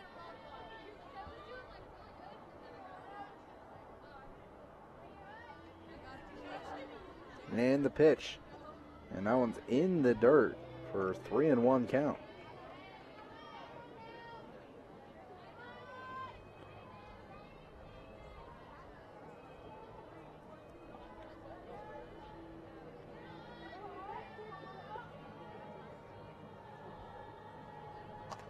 And this is going to be fouled off over to the Argonauts dugout to make it a full count. you weren't able to come out to the doubleheader today, there is one game tomorrow at noon for the third game of the series and the final one. And Diaz rips this one into the outfield, but however, right fielder's right there. Quigley's going to tag up. She's safe over at third. Gone over to second, and no one's out. So a sac fly to advance the runners. And we have 2 away. I believe. Yes, 2 away. And that's going to bring up Brenna Hink. As Arzaga nearly threw out Quigley at third. And then Lawson nearly threw out Gone over at second. So Hink with a base hit could end this game. And this one's hit right up the middle. Pitcher bobbles it for a second, but recovers. Throws her out at first in time for out number 3. Dixie State finally back on the scoreboard after 4 innings, 1 run on 3 hits, no errors, and 2 left on base. To the top of the 7th inning we go. We'll be right back here on Radio Dixie 91.3 and CEC TV.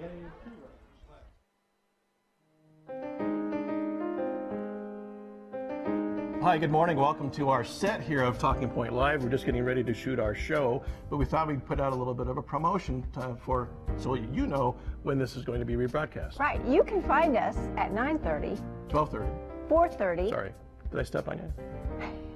I'm always stepping on you. You are. Tune in and watch me step on Jen Moore. On Talking Or Point Live. attempt to, anyway.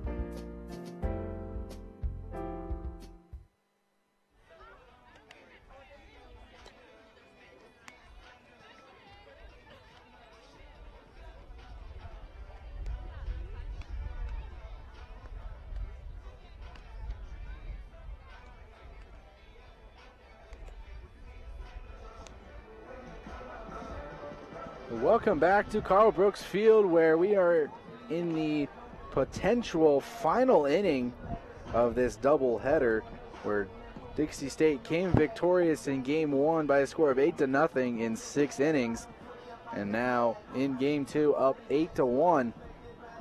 In the top of the 7th inning, Cambry Hazel had a perfect game victory in Game 1, moving to 8-0 on the year, and Melendez on the mound right now, looking to get her 5th win of the season.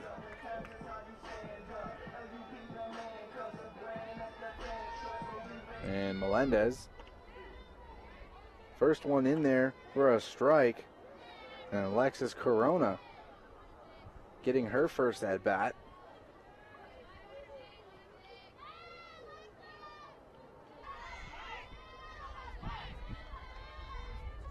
That one's going to be in the outfield. This one has a chance. It's going to hit the wall, and Hink is there, going to throw it over to Quigley, the cutoff man, and Corona gets a stand-up double to start things off here in the top of the 7th inning. Just her 2nd hit of the season for Corona.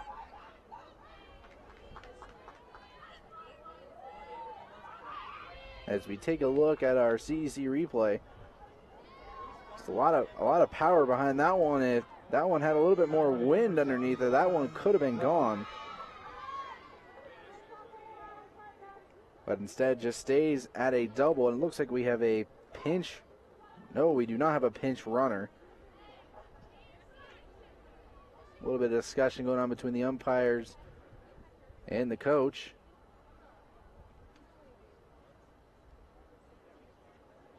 Looks like there will be a pinch runner, and that will be number 7, Lauren Zabat.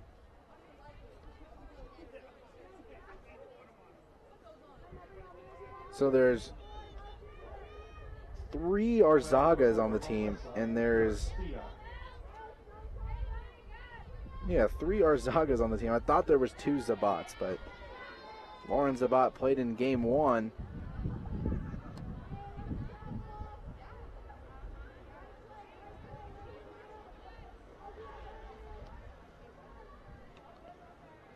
And that first pitch way up high for ball 2.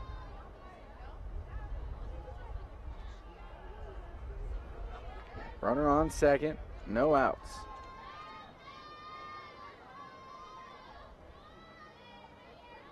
And the pitch. And that one just low for the umpire.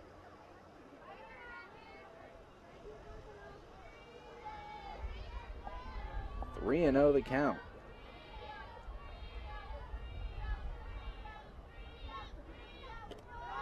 And that's going to be ball 4.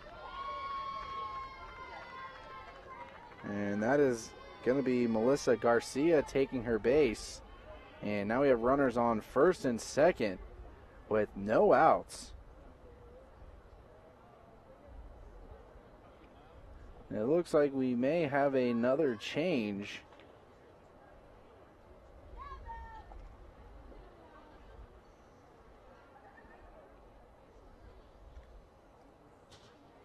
So back-to-back hits for the Argonauts here in the top of the 7th, so they're not giving up. They're still playing hard, which is something you always will appreciate about college sports, is no matter what the score is, you're still going to have, if not the whole team, most of the team playing hard.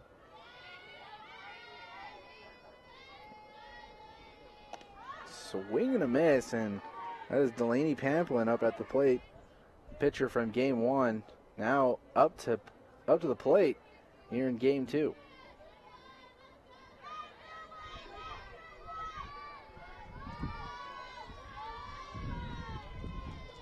And this one's going to get foul tipped into the parking lot.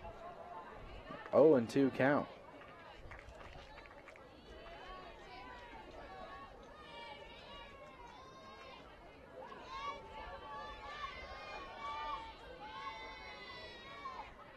Melendez gets the sign and the pitch.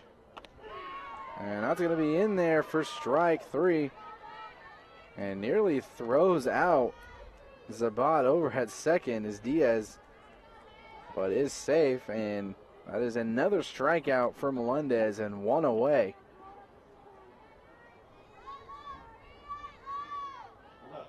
And that's going to bring up Haley Stahl. That one in the dirt for ball 1. Stahl 1 for 2 so far with a double. A ground out in her other at bat.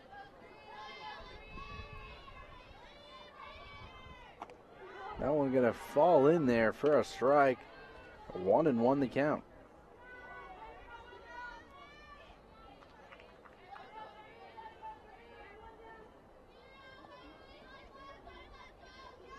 Melendez way under her ERA average, and this one's gonna get hit into the parking lot once again. And 1-2 the count.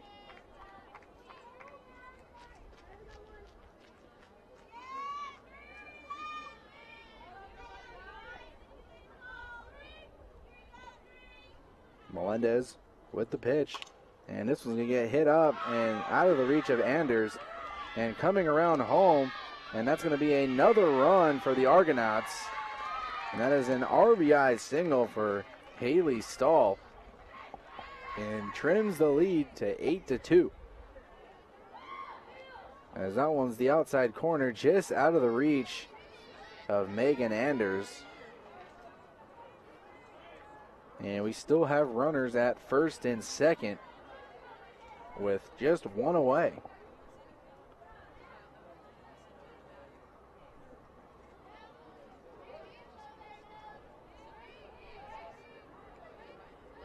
That's going to bring up a freshman, Jaslyn Arzaga.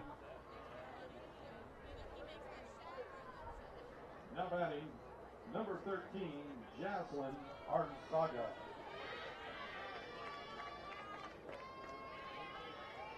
Arzaga just has 4 at-bats coming into this game and does not have a hit. Swung on and missed for strike 1.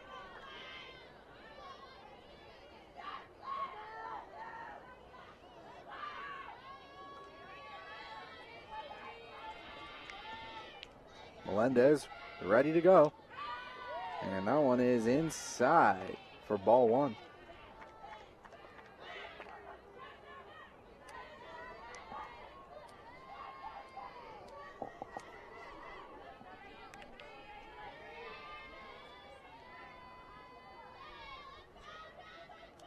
Here's the windup. And this one's going to get popped up into the infield. Anders calls it off to get out number 2. Quigley and Anders were both running to it.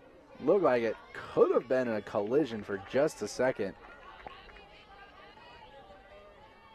Instead, Anders makes the play and gets out number 2. Down to their final out, and Adriana Arzaga.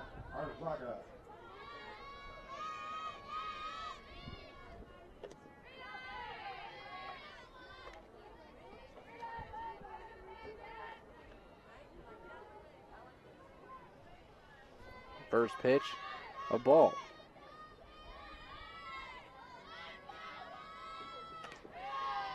Second pitch, high and away for ball 2. Trailblazers up 8-2 right now, top of the 7th inning.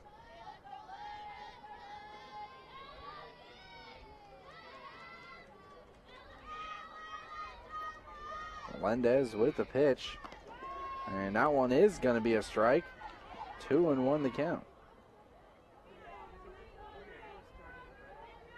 Melendez looking a little bit fatigued out there, as she is now up to 118 pitches.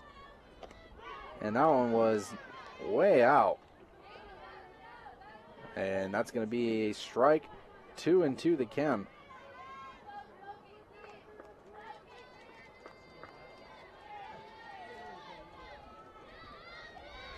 And here's the pitch. And this one gets slapped out of play to stay alive. And that is the,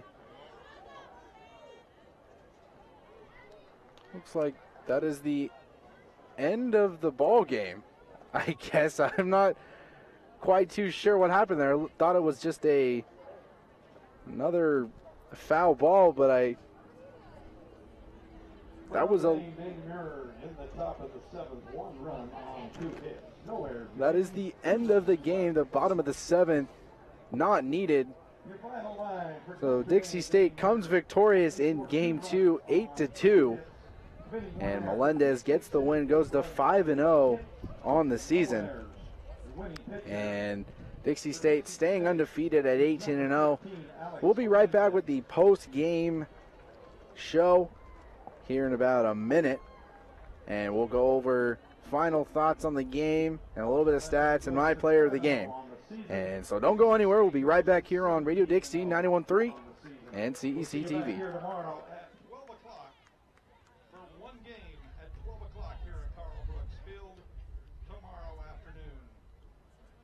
Help us out. Take all your trash with you, all your personal belongings.